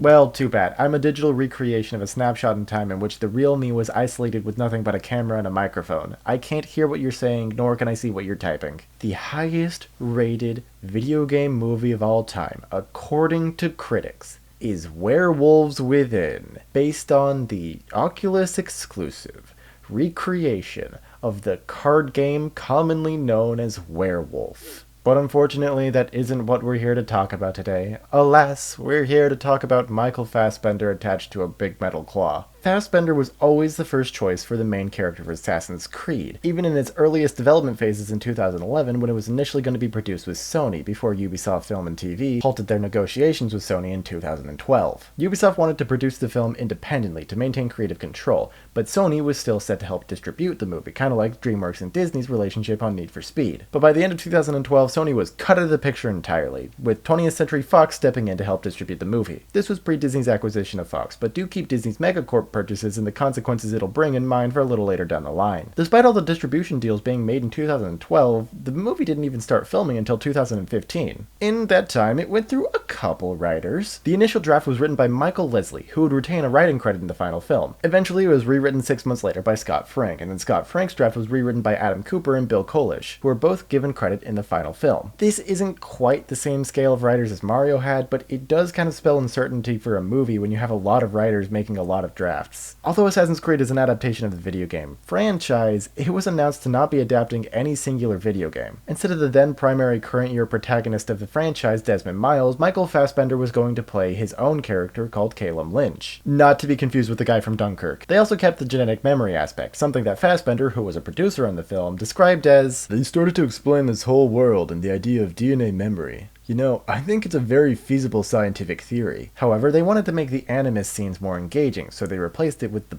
big metal hook." This was a change that Fassbender defended by saying that they were trying to avoid comparisons to The Matrix, and, quote, "We really want to respect the games and the elements to it, but we also wanted to come up with our own thing. And one thing I've sort of learned from doing the franchises like X-Men is that audiences, I think, want to be surprised and to see new elements of what they already know and different takes on it." Now, don't get me wrong, Fassbender is great in X-Men, and he's in great X-Men movies. But let's be honest, the biggest criticism of some of those movies is how far they stray away from the comics that people actually enjoyed. Audiences want to be surprised, sure, but I'm starting to think old Mikey here doesn't know what audiences want to be surprised with. During production, Assassin's Creed did actually do something really cool, though. Damian Walters, the stunt double for Michael Fassbender, did a real 125-foot drop, and I'm sure it's in the movie somewhere, but all of the leaps of faith are shot so close up to the actor that you would never be able to tell if any of them were the highest drop in 35 years of Hollywood stunts. They did the actual stunt to make things feel real, and this philosophy of keeping things real is what guided production, according to some behind-the-scenes interviews. But there's no better way to judge whether or not they accomplished that than by playing Subway Surfers on my phone and then, fuck, I lost. Pretending what I'm about to say is going to be smart. First things first, this movie looks bad. Based on pure visuals, it is ugly as sin. I found myself wondering why everything was covered in such a thick layer of smog, even though the movie doesn't even take place in Los Angeles. The colors follow a very simple guide. High-tech labs and civilized Londoners get a nice blue filter, and Spain gets a piss yellow filter because it's the closest thing Europe has to Mexico. The CGI in Assassin's Creed is also just garbage. Every time they swap between the actual actors and the CG doubles, the weight just feels incredibly off, like gravity itself didn't care about the production of this movie. There's also a bunch of needlessly large sweeping shots following an eagle that are supposed to be establishing shots, but they're establishing a battle that's going on miles away from the actual plot of the movie. There's only one visual effect in this movie that actually looks good, and that's the memory ghosts that stop showing up when one writer's done playing in the other's sandbox. The gaseous ghostly effect really sells the hallucinatory element without having to outright state that the memory bleeding is happening. Unfortunately, the writers think that gamers are stupid. Not that I disagree with them, I've seen r/gaming. So they spell out exactly what's happening as though they expect the audience to not understand and to be too stupid to be able to connect dots themselves. It's one of my biggest pet peeves when I'm watching a movie and it feels the need to over-exposit something that's very clear visually. But then again, I have read Tumblr analysis of media that I enjoy, so maybe it is necessary. The action scenes are also so incredibly poorly edited. It's so hard to understand what's happening when you keep cutting between the actual action and Michael Fassbender shirtless attached to GLaDOS fighting a bunch of hard-to-make-out blue holograms. Just show us the actual action sequences for Pete's sake. Speaking of the skyhook, it was added to avoid comparisons to The Matrix, but it just opens up a million more questions. What happens if Aguilar climbs too high? Does it support Michael Fassbender's arms after Aguilar has had his arms up in chains for hours? Why is it so easy to break during a leap of faith when that's one of the most common assassin maneuvers? What does it do when Aguilar runs too far in a single direction? These are questions that you have to think about when you're putting a giant sky arm in a circular room. It's the kind of thing that it makes you feel like the writers really genuinely thought that the audience would be too stupid to ask these questions so they didn't have to figure out answers for them. And if it turns out all these things I'm blaming the writers for were the fault of some executive or some overzealous producer, I'm terribly sorry. All of the actors are phenomenal in every other piece of media they've ever done, but not here in Assassin's Creed. Michael Fassbender just straight up does not give a good performance. Every other video game movie I've covered, I could at least say the actors gave it their all with whatever they were given.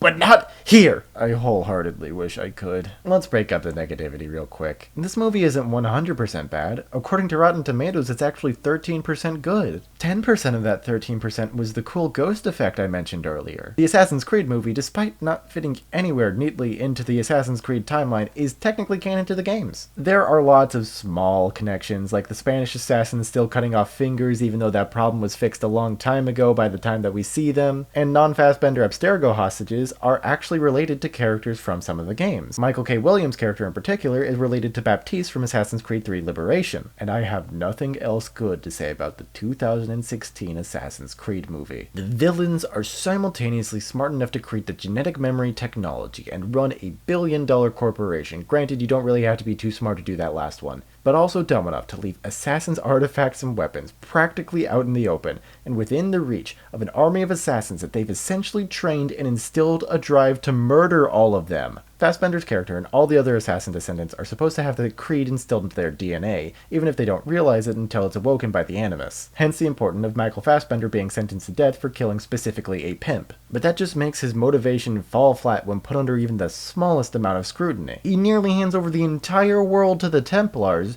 just to spite his father, until the genetic memory of his mother tells him that's a bad idea. But the genetic memory of his mother isn't even how genetic memory works. It's more like a reconstruction of his mother, unless his mother stood there saying those exact words that she speaks to him specifically in a desolate empty place, thinking that one day maybe he'll have to hear them through a genetic memory machine. It comes out of nowhere and just exists, so you don't question why Aguilar's story cuts off abruptly and off screen. Aguilar barely even has a story. I'm not crazy, right? Assassin's Creed games have stories set in the past parts, not just the present. What counts as Aguilar's story is just set dressing for action sequences that they don't show in whole, and a half-assed connection to Christopher Columbus's rotting corpse. You want to know the worst part about the Assassin's Creed movie, though? A sequel was being actively developed until the Disney acquisition of Fox. I'm going to put a little tally mark here under the good things to come from the Disney acquisition of Fox, right next to Hugh Jackman wearing yellow spandex. Just a month after Assassin's Creed, a second video game movie would hit the silver screen. That is, of course, the only sequel I'm here to talk about today, Resident Evil, The Final Chapter. Real quick aside, there are moral and ethical reasons I'm going to touch on in a bit that you might not feel comfortable watching Resident Evil through official means to avoid giving money to certain people in charge of certain decisions. If for God knows what reason you're watching all these movies in a watch along with this video, I don't have a solution for you. But I do have this pirate hat, and you can wear it when I'm done. The Resident Evil film franchise by this point has taken a sharp left turn from the games. While the first had elements that tied into the games and didn't contradict anything in any major ways, the rest of the franchise has gone full in on being its own separate continuity that basically just ignores the games. There are 7 total Resident Evil movies, with 6 making up this continuity of films, with Resident Evil The Final Chapter being followed up by Resident Evil Welcome to Raccoon City, which is a more faithful adaptation of the games. You may ask yourself, am I really going to skip over 4 movies of this continuity? Am I not going to miss a lot of stuff that probably sets up some pretty important plot elements for Resident Evil The Final Chapter? And to answer, I have but to say, yeah, I'm gonna miss a lot, that's the point. The Resident Evil franchise between these 6 movies grossed $1.233 billion at a combined total budget of $288 million. Keep those numbers in mind for later because it's the most successful video game franchise at this point on the list. The finale of the franchise is the highest grossing at over $312 million on a $40 million budget. That also makes it the individually best performing of the entire series. Resident Evil The Final Chapter is once again directed by the man we've come to know and tolerate, Paul W.S. Anderson, who also returned as the writer. We also have Mila Jovovich returning as Alice, the overly sexualized zombie killer in a red dress from the first movie. By the time that The Final Chapter came out in 2016, Anderson and Jovovich had been married for 7 years and had been together for nearly 13. Jovovich was already the star of the franchise before they started dating, but this does help to explain why she was cast in pretty much every other movie he's ever made, including his other foray into video game movies, Monster Hunter. Also, you might be questioning why I said the movie came out in 2016, when here in the United States it was released in January of 2017, and that's because it actually first released in Japan on December 23rd, 2016. Also, if it seems like I'm going to be omitting a pretty big and glaring piece of behind-the-scenes information from this background segment, trust me, I know it, I'm going to talk about it a little later down the line. The earliest development phases for The Final Chapter began all the way back in the mythical year of 2012, you know, when we were all supposed to die. Oh, and the 5th movie in the franchise, Resident Evil Retribution, came out too, I guess. The Final Chapter chapter would be stuck in the early stages of development for a long time because Paul W.S. Anderson was attached to a lot of other projects that had to be developed and released before he could even begin work on the final chapter. Then, when it finally came time for filming in 2014, it had to be delayed again because Mila Jovovich was pregnant. Filming finally began in 2015, with many actors from previous installments coming back to reprise their roles. Notably absent is Michelle Rodriguez, who you may know from the Fast and Furious movies, blah blah blah, live-action Flintstones movie. The final chapter was filmed in South Africa, which is a pretty important piece of information. Please just remember that. Since I can't really talk about the biggest piece of behind-the-scenes information quite yet, I'm going to talk about my own personal experience with Resident Evil: The Final Chapter. We're actually at the point on this list that I can dig through my personal memory banks for information on these topics. At the moment that I'm writing this, I haven't watched the movie yet. At the moment that I'm recording this, I probably watched the movie about a week ago, and I am carefully considering what to cut from the following sentences. I was 15 when the final chapter came out, and I had always been too young to watch the other Resident Evil movies, so I didn't quite care when Resident Evil: The Final Chapter was being released. But I was, and still am, a night owl. In fact, I'm filming this under the cover of darkness, and the only thing illuminating me is this big-ass light. But that means I watched a lot of late-night TV that I probably shouldn't have. A lot of Adult Swim, and a lot of Nick at Night. The trailer for Resident Evil: The Final Chapter played so fucking much. I don't remember much from those trailers, just tight leather clothes, shuffling zombies, motorcycles, and maybe a werewolf? I wouldn't doubt the werewolf at this point. I think even the games have tread into that territory with Resi 8. I was very annoyed every time that trailer played during the commercials. A, because I'm a coward at heart, we've established this, and B, because I just wanted to watch reruns of Family Guy and George Lopez. I kinda want to do a retrospective on the George Lopez show now. That was my jam growing up. But enough about Hollywood Walk of Fame recipient and Grammy nominee George Lopez. It's time to give the most confused movie review of my life. I think it's fitting that the only award that this movie won was the Golden Trailer Award, Golden Fleece. That's an award given to the movie trailer that does the best job at making a bad movie look good. I'm probably an asshole for going into this without the full knowledge of the franchise, but this movie is such a leap from the first one, it's insane. They say the first movie took place 10 years prior, but the amount of oddly specific structural damage is just too much for that time span. Why are these specific chunks missing from the Washington Monument? Alice, please don't drink that. That's standing water. It'll kill you faster than the zombie inside of it will. I get that the games have some pretty out there enemies, especially as they progress in the weirder and weirder territory, but that's a fucking wyvern. And the way that Alice kills the wyvern would have definitely killed her too. Speaking of things that would definitely have killed Alice, aside from everything in this movie, I know when I'm trawling through the post-apocalyptic wasteland filled with monsters that could spell my doom with a single bite who love to target vital areas, it's important to me that my clothing shows off my curves and exposes significant portions of my unarmored chest, shoulders, and neck. And I always put it on after my face of professionally applied studio makeup. I hate to report it, but other than Alice's clothing and a couple cheap jump scares, the only scary part about this movie is that it grossed over $300 million at the box office. Much like the first movie, it takes a look at that fine line between horror and gratuitous gore and decides to play hopscotch with it. When there's so much blood and guts that it gets boring, that's how you know you're not using it effectively as a director, Paul. I know that characters from the games appeared in the other movies because in the behind-the-scenes information research, I found out that some of them were set to return, but didn't. But a few characters from the games did make their way to Resident Evil: The Final Chapter. The only one I recognized on sight was Wesker because, yeah, that's fucking Wesker. But with Claire Redfield, I had to do a double take to make sure that was Claire Redfield. Might just be because I'm colorblind and the lighting was so dark I couldn't tell the color of her jacket, but I double checked the cast list. Yeah, that's supposed to be Claire Redfield. Wesker apparently also has history with Alice, something about taking away her superpowers and trying to kill her in Washington, D.C. and dropping a nuke. Also, Alice apparently has clones that the bad guy has been hunting and killing? What the hell happened in the 4 movies I skipped? Let's circle back around to the opening to see if that'll shed any light on what I missed. Oh look, it doesn't. Instead, it's a story about how the Red Queen, that horrifying child AI from the first one, is actually a copy of the head of Umbrella Corp's daughter who has a disease that causes her to age fast. This will come into play at the very end when it's revealed that Alice is a clone in the stupidest retcon ever. In the first movie, it's explained that she had trouble remembering her past because the amnesia gas that flooded the mansion she was staying in had adverse side effects on her, but she was still able to glimpse into her past with the implication that she would be able to uncover more as time went on. Resident Evil: The Final Chapter, however, states that the real reason she couldn't remember her past is because she's a clone and they put her in the mansion as a cover story. She's a clone of the daughter from before, who's now rapidly aged into an old woman because the cure that her father developed for her didn't work permanently and also turned people into zombies. Yeah, it turns out the cure for aging is the T-virus. The whole plot of the final chapter revolves around going back to the lab from the first Resident Evil movie, with a couple of detours along the way, and there's a time-sensitive crunch to get the cure before zombies wipe out the rest of humanity. The cure this time isn't in liquid form, but is instead in airborne form. How does that work? The movie certainly doesn't seem to care. Look, Paul W.S. Anderson, I just want to know, how is the airborne antivirus supposed to spread if it kills all its potential hosts immediately?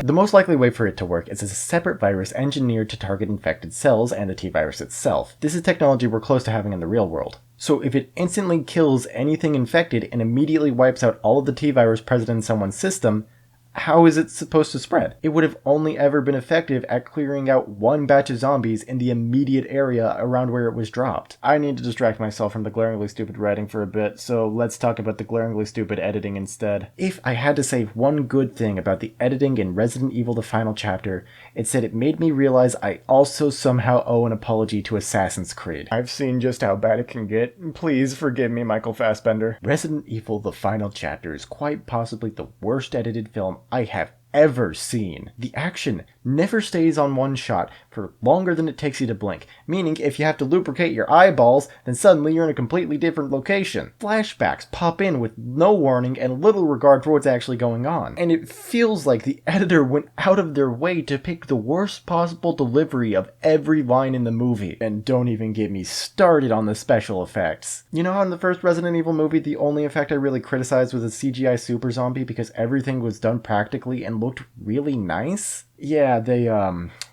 didn't do that on this one. Imagine the same level of quality of the CGI super zombie in the first one, except for everything in the movie. I'm talking zombies. I'm talking sets. I'm talking the main characters every time they have to fight. Very few practical effects were used, and somehow the CG looks on par or even worse than it did 15 years ago? For a direct comparison, let's look at the zombie dogs. Turns out they weren't werewolves. In Resident Evil, it's obviously just a group of Dobermans that have been put in special suits and taught to play mean. In Resident Evil the Final Chapter, it's these computer-generated piles of gray gore that are barely distinguishable from the computer-generated piles of gray scenery. So to sum it all up, bad writing, bad effects, bad directing, bad acting, bad editing, that's only everything you need to have a bad movie. But through all of that, there's still one more big reason I would consider Resident Evil the Final Chapter one of the most cursed movies on this list. And since I've exhausted my self-hatred sitting through all of these terrible video game movies, this is going to be the last segment before we move on to the next era. A little segment I like to call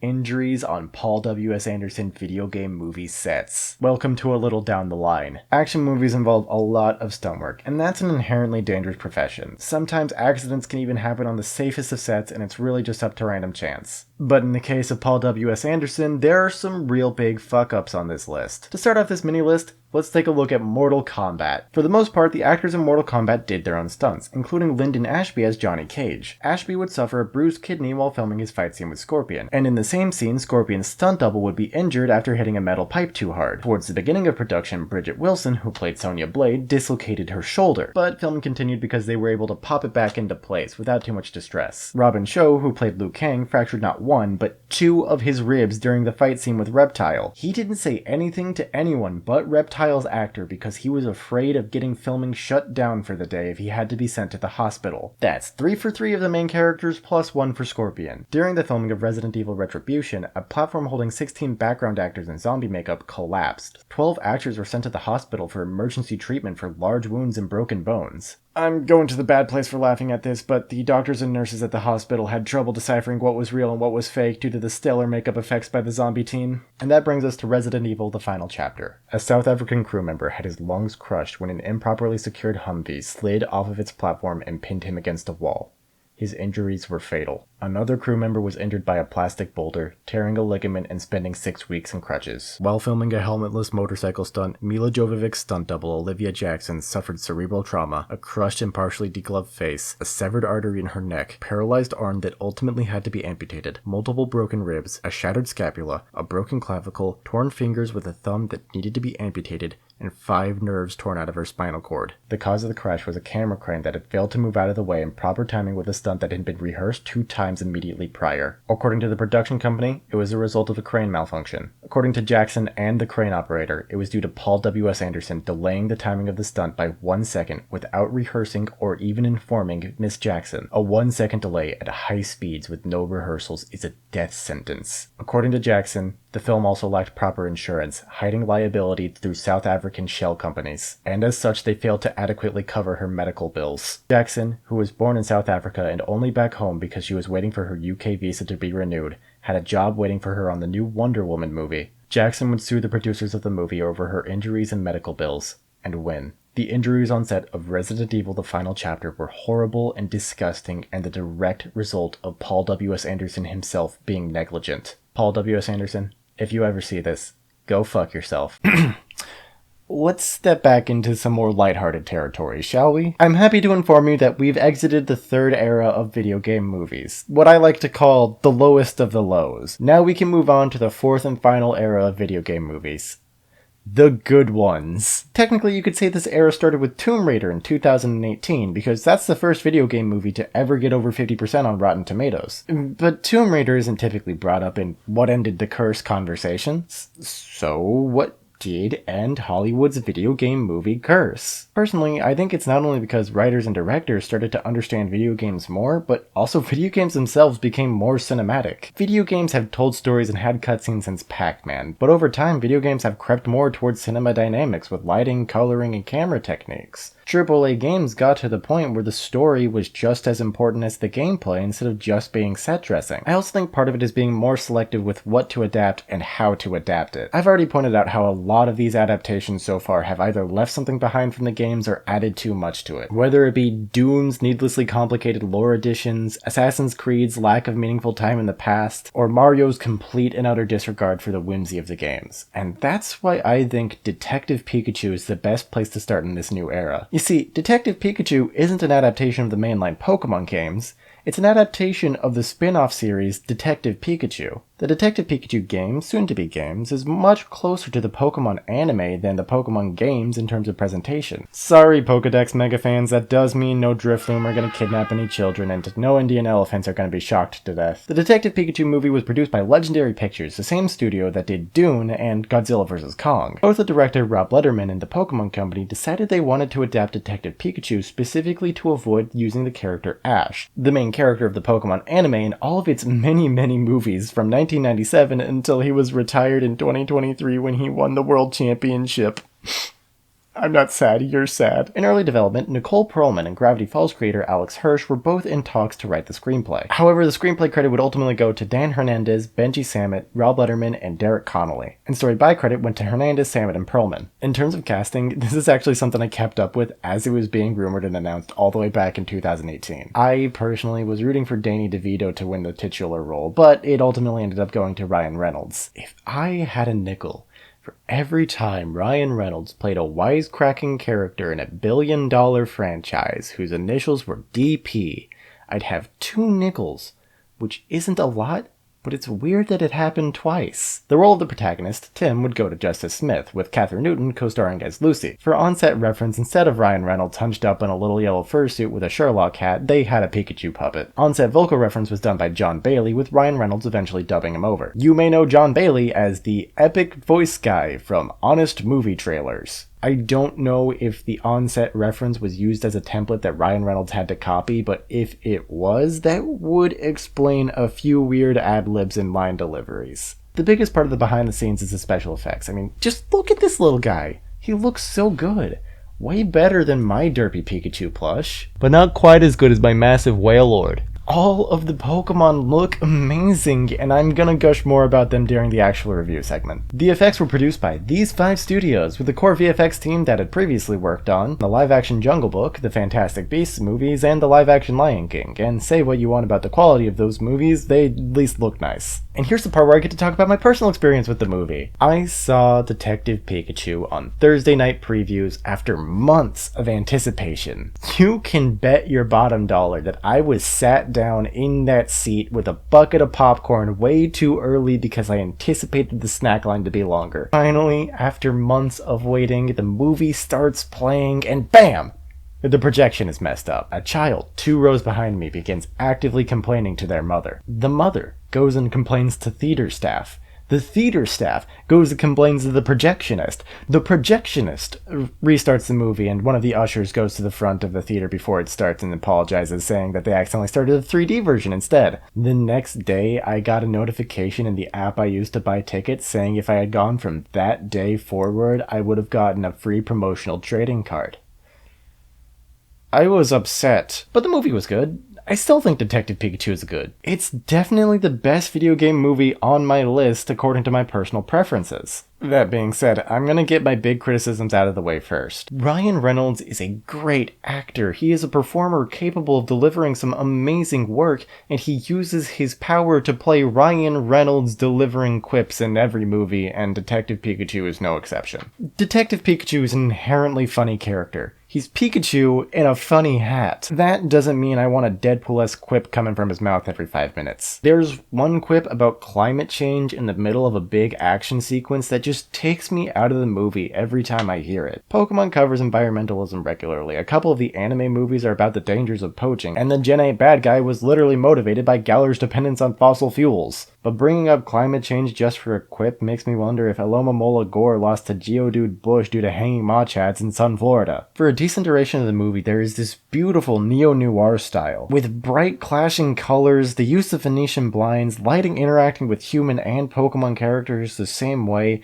and an emphasis on the darker reality of Rhyme City hidden beneath the surface. Detective Pikachu, ironically, abandons this style right when things get to their actual darkest in the narrative. When the night swaps to day and Tim and company visit the experimentation lab, it just feels like the movie loses part of the charm that was so baked into it that it's even in the promotional material. The whole noir detective movie vibe gets replaced with just another standard Pokemon anime type feel. The daylight is also where the effects are at their worst. Don't get me wrong, the shot of the Torterra garden is immaculate, but every time I see Justice Smith pretend to carry Pikachu, I can't help but die a little inside. The lack of dynamic lighting also makes it a little harder to sell the Pokemon as real, and I don't like being able to make out in 4K that Mewtwo's fleshy bits have the same skin texture as Dino from the live-action Flintstones movie. That being said, the Pokemon designs are perfectly translated into a live-action setting. Every aspect of every Pokemon that appears on screen, even the ones that just appear in the backgrounds, feels deliberate and well thought out.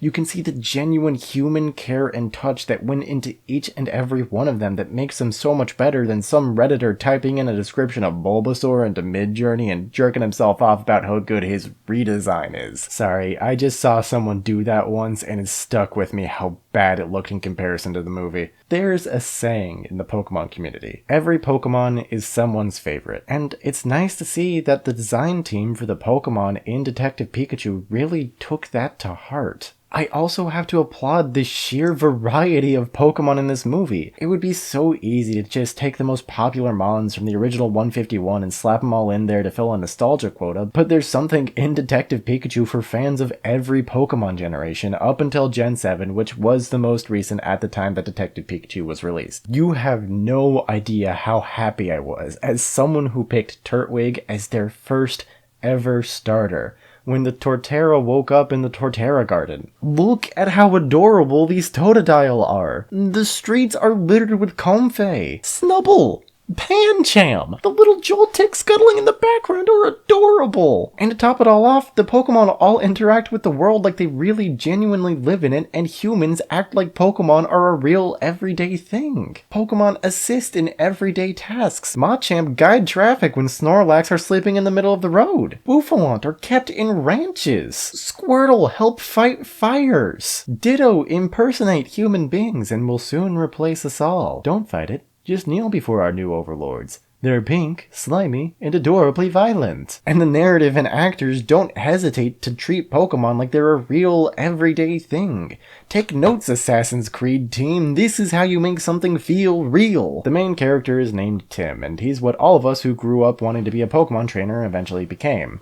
a depressed minimum wage worker. I have never seen a more relatable character in all of the media I have ever consumed. The film opens up with a Pokemon trainer that's friends with Tim, played by Karan Sunny, trying to convince Tim that maybe it's time to accept a Pokemon partner. But we come to learn that the reason that Tim doesn't have a Pokemon partner, despite his childhood dream of being a Pokemon trainer, is because his mom died on his 10th birthday, the day that every kid gets their first Pokemon. That childhood trauma is also why he hasn't seen his father in 11 years, leading to the start of the plot when he gets a letter in the mail saying that his father has unfortunately passed. And that reason for the plot kicking off is also the reason why Tim and Detective Pikachu's relationship doesn't feel forced. They both want to find out what happened to Tim's father and Detective Pikachu's partner, Harry Goodman. This common goal blossoms into real care for one another as Tim becomes more and more accepting of having a Pokemon partner, and Detective Pikachu becomes more and more open to the idea that Tim is more useful than just a translator. The connection between the two really shines through during the 3-minute gap between Tim seeing his father's car crash video and Tim seeing the unedited version of his father's car crash video where Mewtwo abducts his corpse. Speaking of Mewtwo, this is the same Mewtwo from Pokemon the first movie. They all but confirm it by saying Mewtwo was created 20 years ago, and guess what movie came out almost exactly 20 years before Detective Pikachu? It's nice to see that Mewtwo still thinks humans as a whole suck, but is open to seeing the good in individuals. After all, truer words have never been spoken than, I see now that the circumstances of one's birth are irrelevant. It is what you do with the gift of life that determines who you are.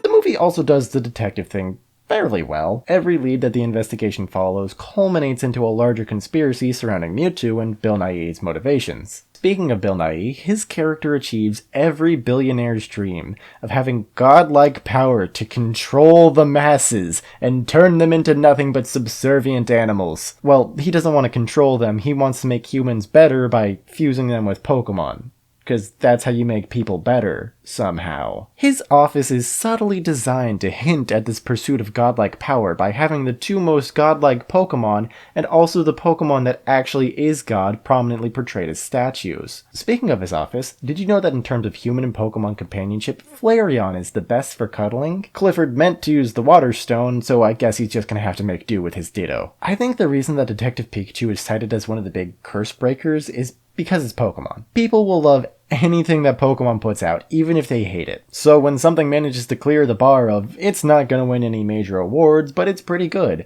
it is something to be celebrated. And honestly, I think that general sentiment applies to the last two films on my list too. It's kind of funny to me to say the last two films on my list, because I have put countless hours into writing, editing, recording, and every other aspect of this video. And frankly, I'm kind of scared to let it end.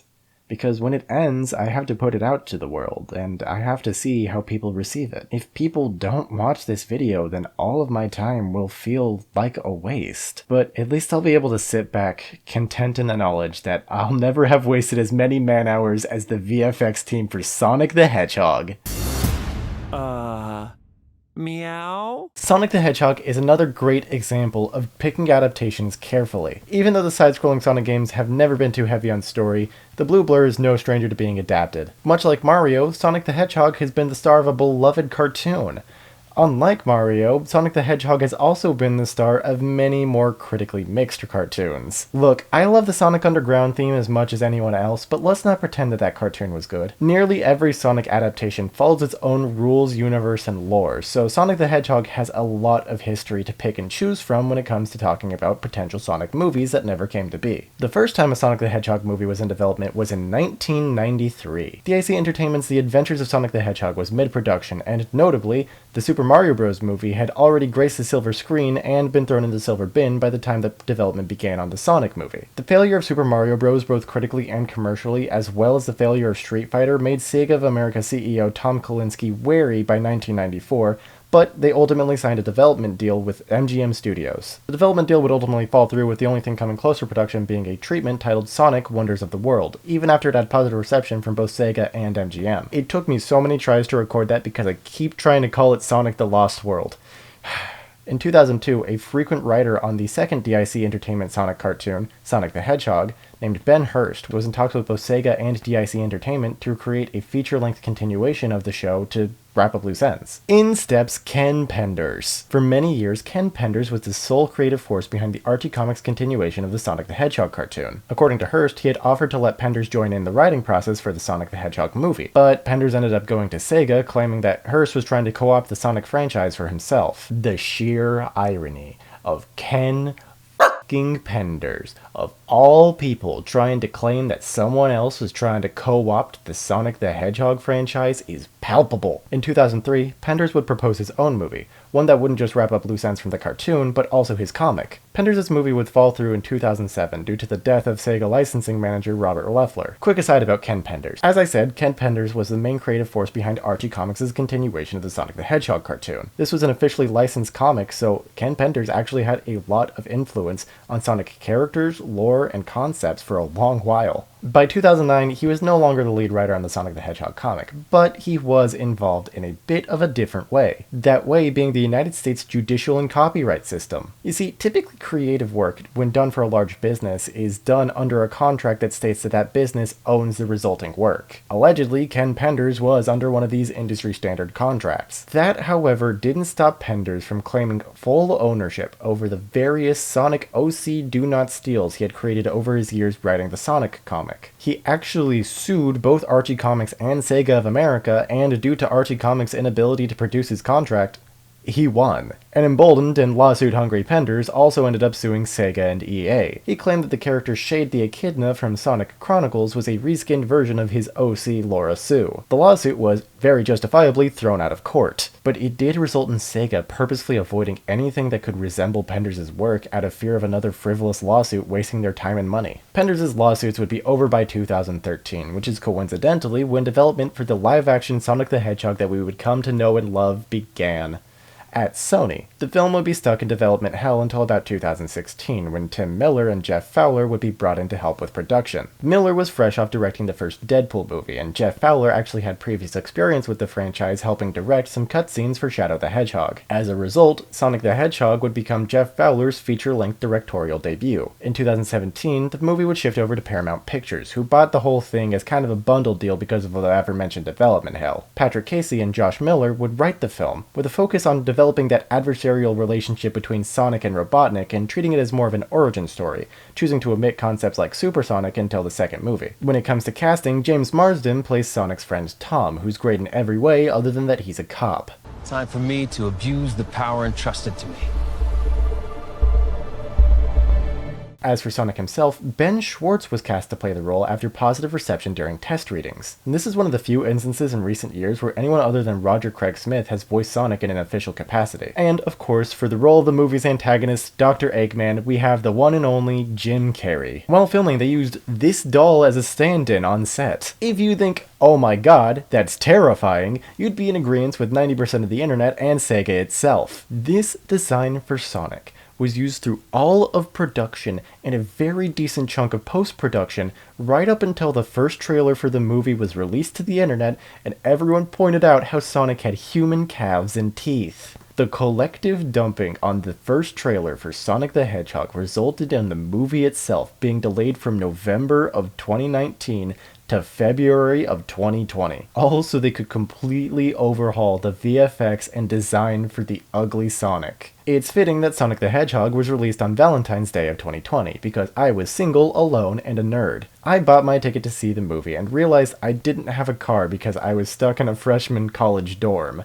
And instead of taking an Uber like a sensible person, I decided to be healthy and rent a bike for the day. I rode that shitty rental bike down a 4-mile trail to the mall where the nearest theater was nestled inside. My legs were jello the entire time I was watching that movie, and the kid behind me would not stop shutting up about Sonic lore, which is actually kind of funny in retrospect. But when I got out of the movie, I realized I made a mistake, because I had to bike 4 miles back.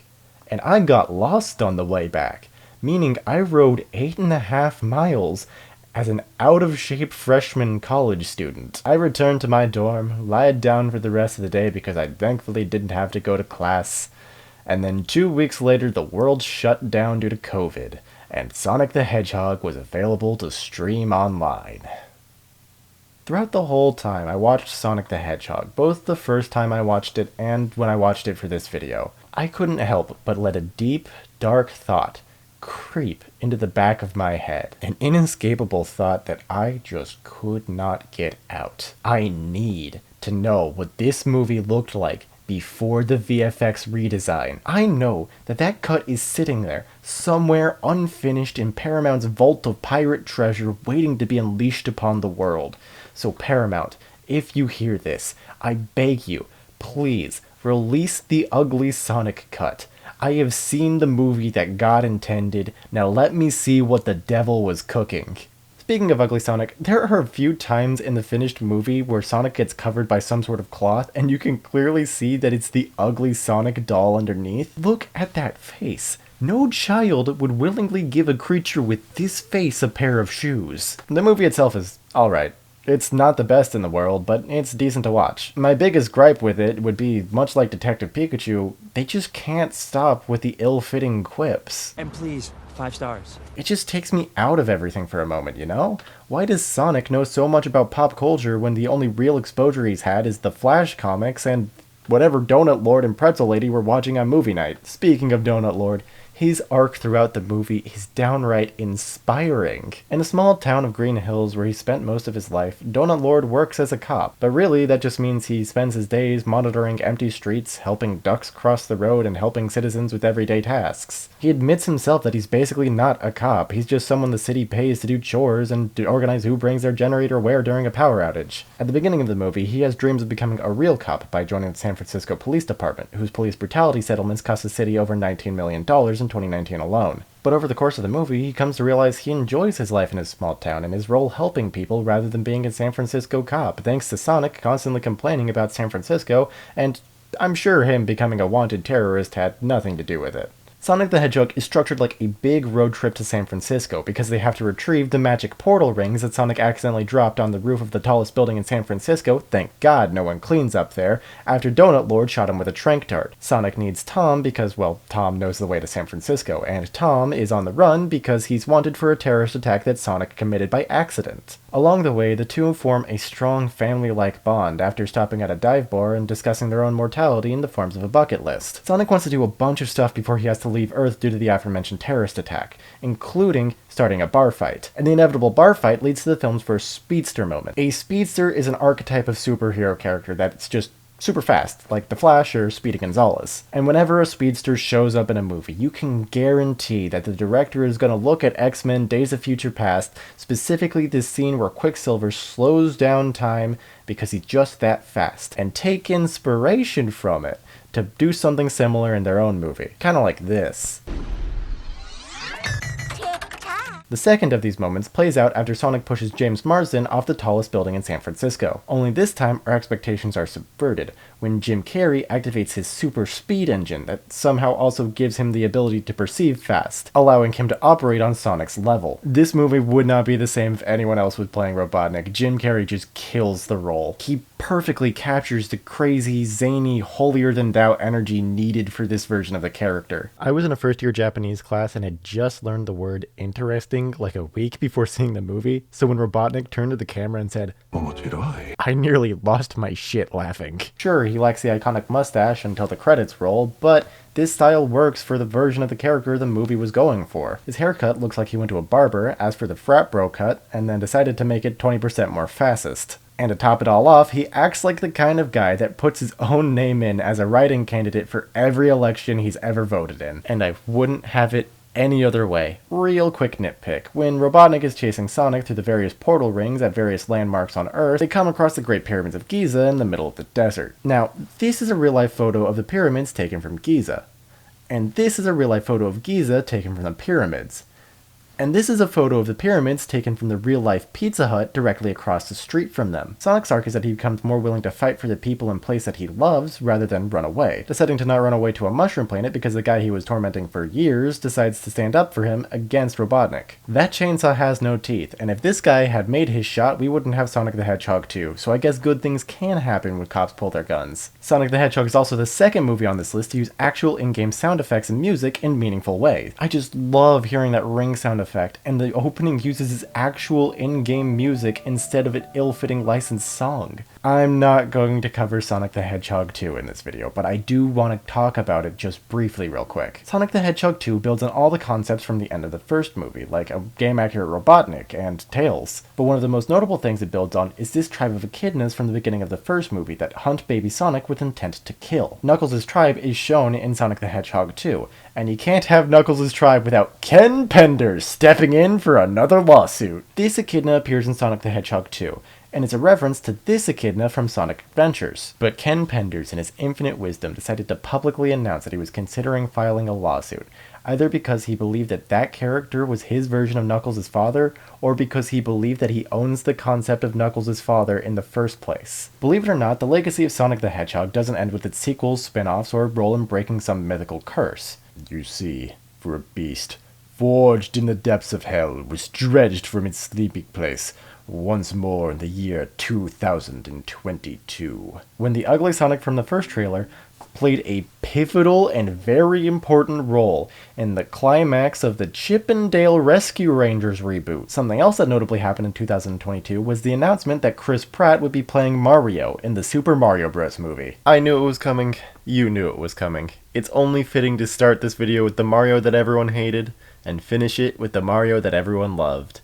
Mushroom Kingdom, here we come! The Super Mario Bros. Movie is the second animated movie on this list, and the second animated movie on this list to start its title with the and end it with movie. The movie was animated by Universal's animation studio, Illumination, who famously made one really good movie called Despicable Me and then realized they didn't have to put anything beyond the bare minimum effort anymore because the Minions were a cash cow. The Super Mario Bros. Movie was co-directed by Aaron Horvath, best known for co-developing Teen Titans Go alongside Michael Jelenic, and co-directed by Michael Jelenic, best known for co-directing Teen Titans Go alongside Aaron Horvath. After the first Mario movie, no one could blame Nintendo for being apprehensive about re-entering the movie business for a couple decades. But the new Mario movie was actually the result of Shigeru Miyamoto himself taking a look back and realizing, hey, if we make a good Mario movie, it could actually make a ton of money. Once word got out that Nintendo wanted back in the movie business, every studio everywhere was racing to get the rights to make movies about Mario. Even longtime competitor in the video game space and owner of PlayStation's Sony had their film division meet with Nintendo to try to secure the rights. But Nintendo's film rights wouldn't go anywhere until they also decided they wanted to be part of the ever-so-lucrative theme park business. Super Nintendo World is a smash hit, both in Universal Studios Japan and Universal Studios Hollywood. And the creation of Super Nintendo World is what led to meetings between Shigeru Miyamoto and Chris Meledandri, the head of Illumination. By 2018, the deal between Nintendo and Illumination was finalized, with both Miyamoto and Meledandri set to supervise the production as producers. The Super Mario Bros. Movie had an initial release target of 2022, which they actually met for the first trailer. The movie itself was delayed until 2023. The English voice cast for the new Mario movie was announced during a Nintendo Direct, which also led to a bit of controversy. Can Chris Pratt do a good Mario voice? The world asked. Don't worry, I've been practicing. Chris Pratt answered. Why didn't they just have Charles Martinet voice Mario? I mean, he's been the voice of Mario since Mario could speak. Don't worry, he's in the movie, just not as Mario, and also he's not the voice of Mario anymore. Nintendo answered. Why do I keep asking such stupid questions? Seth Rogen is Donkey Kong. During the marketing for the Super Mario Bros. Movie, before the first trailer and before anyone knew what the characters actually looked like, there was a significant leak. Despite the movie being delayed, McDonald's still had their pre-planned Happy Meal toys in production. This meant that the first ever glimpse at what Mario would look like in the movie was leaked by a McDonald's employee in the YouTuber Connor Eats Pants' Discord server. Speaking of those toys, I used all of my McDonald's rewards points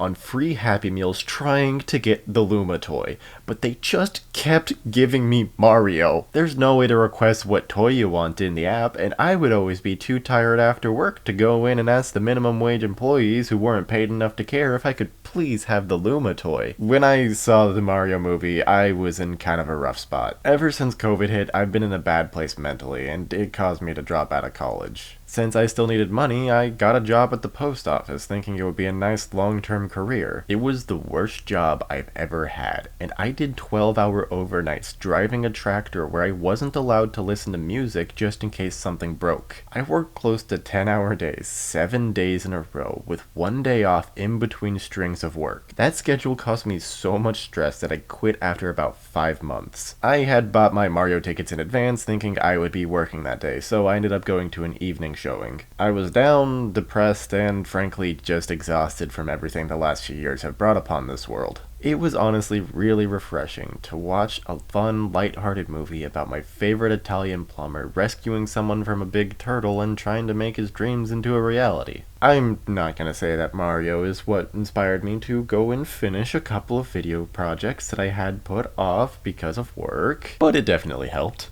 The Mario movie may or may not also be the reason that I'm making this video right here, right now. I wanted to rewatch the Mario movie, which made me think about the old Mario movie, which made me think about other video game movies, and one thing led to another, and now we're both sitting here, right now, with me on your second monitor while you do something more important on your first. Now, I'm not going to say that the Super Mario Bros. Movie was good, because it wasn't. But it also wasn't bad. It's stuck in that limbo of being perfectly adequate. The real secret to the success of the Super Mario Bros. Movie isn't that it was good, it's that it was fun. The Super Mario Bros. Movie is by far the most fun video game movie to watch. For every single Easter egg in Detective Pikachu, the Mario movie has a dozen. Every frame just oozes fun to an insane degree. Part of that is due to the visual style. It forgoes the new style that Mario's been stuck in since the DS and that we're only going to finally escape with Wonder, in exchange for a blend between Illumination's standard style and Mario's actual style. The primary cast is impeccably well designed, but I'll be honest, I'm not that big of a fan of how most of the humans and this dog look like they're straight out of The Secret Life of Pets. Speaking of character designs, Mario and Luigi's family members are actually based off of old design concepts for Mario and Luigi that Nintendo shared with Illumination. Correct me if I'm wrong, I know that the Mario family has been mentioned before in other media, but is this the first time that we actually see Mario's family in any Mario media? The Mario family are Italian Americans co-inhabiting the same apartment in Brooklyn, New York. Mario's father is fittingly voiced by Mr. Videogame himself, and the voice of Parthenox, Charles Martinet. Martinet also voices this guy, for whom he uses the more traditional Mario voice. They don't outright state it, but presumably the Mario family still has the last name Mario, because they berate Mario for dragging Luigi into the plumbing business, but not for naming it the Mario Bros. Plumbing business. Speaking of Mario Bros. Plumbing, the song that plays in their commercial is actually from the opening of the Super Mario Bros. Super Show, which only serves to make me more disappointed that Mario didn't do the Mario in the end credits. Come on, it was right there. You could have done it. The Super Mario Bros. Plumbing business, much like in the 1993 movie, is failing to get much actual business. But to top it all off, in this one, the Mario Brothers have spent all their money on a commercial that's not really returning on investment. But because of that lack of business, they do become plumbing vigilantes and go to fix a pipe that's flooding the streets of Brooklyn. This leads them to discovering a magic green pipe that has a 50-50 chance of either taking you to the Mushroom Kingdom or hell. But before we leave Brooklyn, I'd like to point out that the Freedom Tower is in the skyline, making this the second iteration of Mario where 9/11 canonically happened. When the brothers are separated in the pipe and Luigi is sent to hell, I think this is where the movie makes its biggest mistake. It's literally called the Super Mario Bros. Movie, but they decide to separate Mario and Luigi for 90% of the film's runtime. And Luigi is completely unable to do pretty much anything until Mario comes to the rescue. Luigi isn't so much a character as he is a plot device. Also, they can still have Peach as a lead while retaining the idea that Bowser kidnapping someone is what kicks off the plot, like pretty much every Mario title ever. And, like, I get it. This is a Mario origin story. It makes more sense for Luigi to be kidnapped, so that way Mario has an actual motivation instead of just the intrinsic goodness of his heart. But, like, at least let Luigi do something while he's been kidnapped. Other than Luigi, I think that the movie handled characterization really well. Mario is optimistic, stubborn, and willing to fight to save his brother. Peach puts up a tough exterior, but is actually extremely caring and wants nothing but the best for her people. Toad is a fearless adventurer who carries a big backpack. Seth Rogen as Donkey Kong has a friendly rivalry with Mario that's played out really well on screen. And Bowser? Well, there's only one way to do this. You're so cool. As much as I love the characterization, the dialogue between the characters doesn't always actually feel like dialogue. Sometimes a conversation feels less like two characters talking with each other and more like two characters talking at each other. However, the jokes and quips in the movie do accomplish an impossible standard for video game movies. They actually feel like things that the characters would know, say, and do. Mario doesn't quip about climate change or gush about Keanu Reeves. He goes, "Mamma mia!" and gets hit a lot. A lot of the jokes are physical slapstick rather than jokey dialogue, which I also think plays a big part in the success of this movie. Because you don't need to understand English to joke at the Wahoo Man getting live leaked. The biggest attractor from this movie is one of Illumination's staples. Ill-fitting licensed music. Apparently the composer of the Super Mario Bros. Movie, Brian Tyler, had to fight super hard to be able to use in-game music in the movie. Illumination wanted to use Jump in the climax rather than the music that we got that features a classic Power Star motif. Oh no. Oh no, what are you doing? No, not the jar! Not the jar! Not the jar! The music is just the tip of the iceberg when it comes to references though. If you want a full breakdown of all the Easter eggs in the movie, you can wait until this video is done and go ahead and go up to your search bar. Hey, I said wait until this video's done. You have Odyssey's Upside Down Pyramids, Mario Kart 8's Optimal Kart Loadout, World 1-1 in Brooklyn, a classic Donkey Kong arcade cabinet, King Bob from Mario 64, who did not deserve his fate in this movie, and King Boo from Luigi's Mansion. There is 100% going to be a Luigi's Mansion spinoff, and I want to see what kind of casting Illumination cooks up for EGAD. With 90% of the casting for this movie, Illumination was straight up cooking. Jack Black as Bowser? Perfect. Amazing. Seth Rogen as Donkey Kong? I guess he gave a good performance, but why? You know what? I'll even defend the choice to cast Chris Pratt as Mario. Chris Pratt has a very solid history of voice acting, like in the Lego Movie, and he's genuinely really good at being funny. Would I still have preferred Charles Martinet doing a slightly toned down Mario voice? Yes, 100%. Absolutely. No question about it. But Chris Pratt is still serviceable. Much like the video you're watching now and the prequel to the live-action Flintstones movie, The Flintstones Viva Rock Vegas, the biggest problem with the Mario movie is pacing. Feels like 30 minutes of relatively important footage was cut down into this montage. Footage that could explain why Blue Shell has such a hate boner against Mario, or showcase the dynamic between Peach and Mario a little better. In fact, there's a deleted scene between Peach and Mario that showcases exactly that. As it stands, the two leads have chemistry, but more like Miles and Gwen in Into the Spider-Verse, and less like Miles and Gwen in Across the Spider-Verse. The lack of meaningful connection between Mario and Peach is excusable, I guess. I mean, it's not like they end the movie with a kiss. I just wish they had bothered to flesh out those two the same way they fleshed out the rivalry between Mario and Donkey Kong. Mario and Donkey Kong being rivals is a staple of Mario lore, something that's showcased well in games like Mario vs. Donkey Kong. So I'm glad to see it in this movie. Even when the two are friends, it's very obvious that they're trying to one-up each other, and as much as I clown on the casting decisions, this scene... And what my dad thinks I'm a joke too. Yeah, well... Your dad's right! ...is a golden example of how their rivalry was done, and Seth Rogen and Chris Pratt both nailed their deliveries. Overall, the movie is lots of fun, isn't bad, and certainly isn't cursed. I'm sure most of the general public agrees with me, considering the Mario movie grossed over $1.3 billion on a $100 million budget. That makes it the 16th highest grossing movie of all time, and the 3rd highest grossing animated movie behind Frozen 2 and The Lion King. No, not that The Lion King. This The Lion King. Who would have guessed? If you want to take on Disney, all you need is their corporate copyright hound equivalent from the video game world. $1.3 billion is a lot of money. The Mario movie is the single highest grossing video game movie franchise of all time, outgrossing the entire 6 Resident Evil film franchise. The Resident Evil franchise between these 6 movies grossed $1.233 billion at a combined total budget of $288 million. With one movie. The success of Mario led Nintendo to create their own motion pictures label, Nintendo Pictures. So you can bet your bottom dollar that we're going to be getting a lot more movies based on Nintendo properties. Nintendo, please make a Metroid movie, and please let it be at least PG-13. Next up on the list, we have a little-known movie called... Oh. That's right. The list is over. Looking back on all 22.5 hours of video game movie I watched, all 50 pages of script, and the countless hours I spent filming and editing, I think it's easy to say I might have lost track of the whole curse angle, but I think it's also easy to see what the curse actually was. When I look back at my list of movies, I see the same stories repeated over and over again. A video game is a smash hit. The traction it's gained is either enough for Hollywood to become interested or for the game's publishers to reach out first. Writers and directors with promising futures and solid work are brought in to turn as little as a game manual or as much as 80 hours of gameplay into a 2-hour movie. Some bring interesting and novel concepts. Others treat the games as an afterthought, to lift names and costumes from. Almost always, the film gets stuck in development, only to be pushed through by film executives hungry for the next hit or game executives too eager to expand into a new market. Actors are cast that give their best performances, except for Michael Fassbender, with what they're given, and somehow the movie still ends up a resounding failure, either critically, commercially, or in most cases both. Only a rare few truly succeed and manage to find that missing piece. But what is that missing piece? What is this curse all about? Was there ever even a curse in the first place? It's something that I can see bits and pieces of in the films that I had the best time watching, and those bits and pieces were the best parts of otherwise hard to watch movies. It astonishes me to say this, but the first video game movie to figure out that missing piece was the Angry fucking Birds movie. Because Angry Birds was fun. Fun is pretty vague, but apt. When you sit down to play a video game, or sit down to watch Markiplier play a video game because money's kinda tight this month and you're not sure you want to spend $60 on a new game, you do it because you want to have fun. Doom is fun. Hitman is fun. Resident Evil is fun. Need for Speed is fun.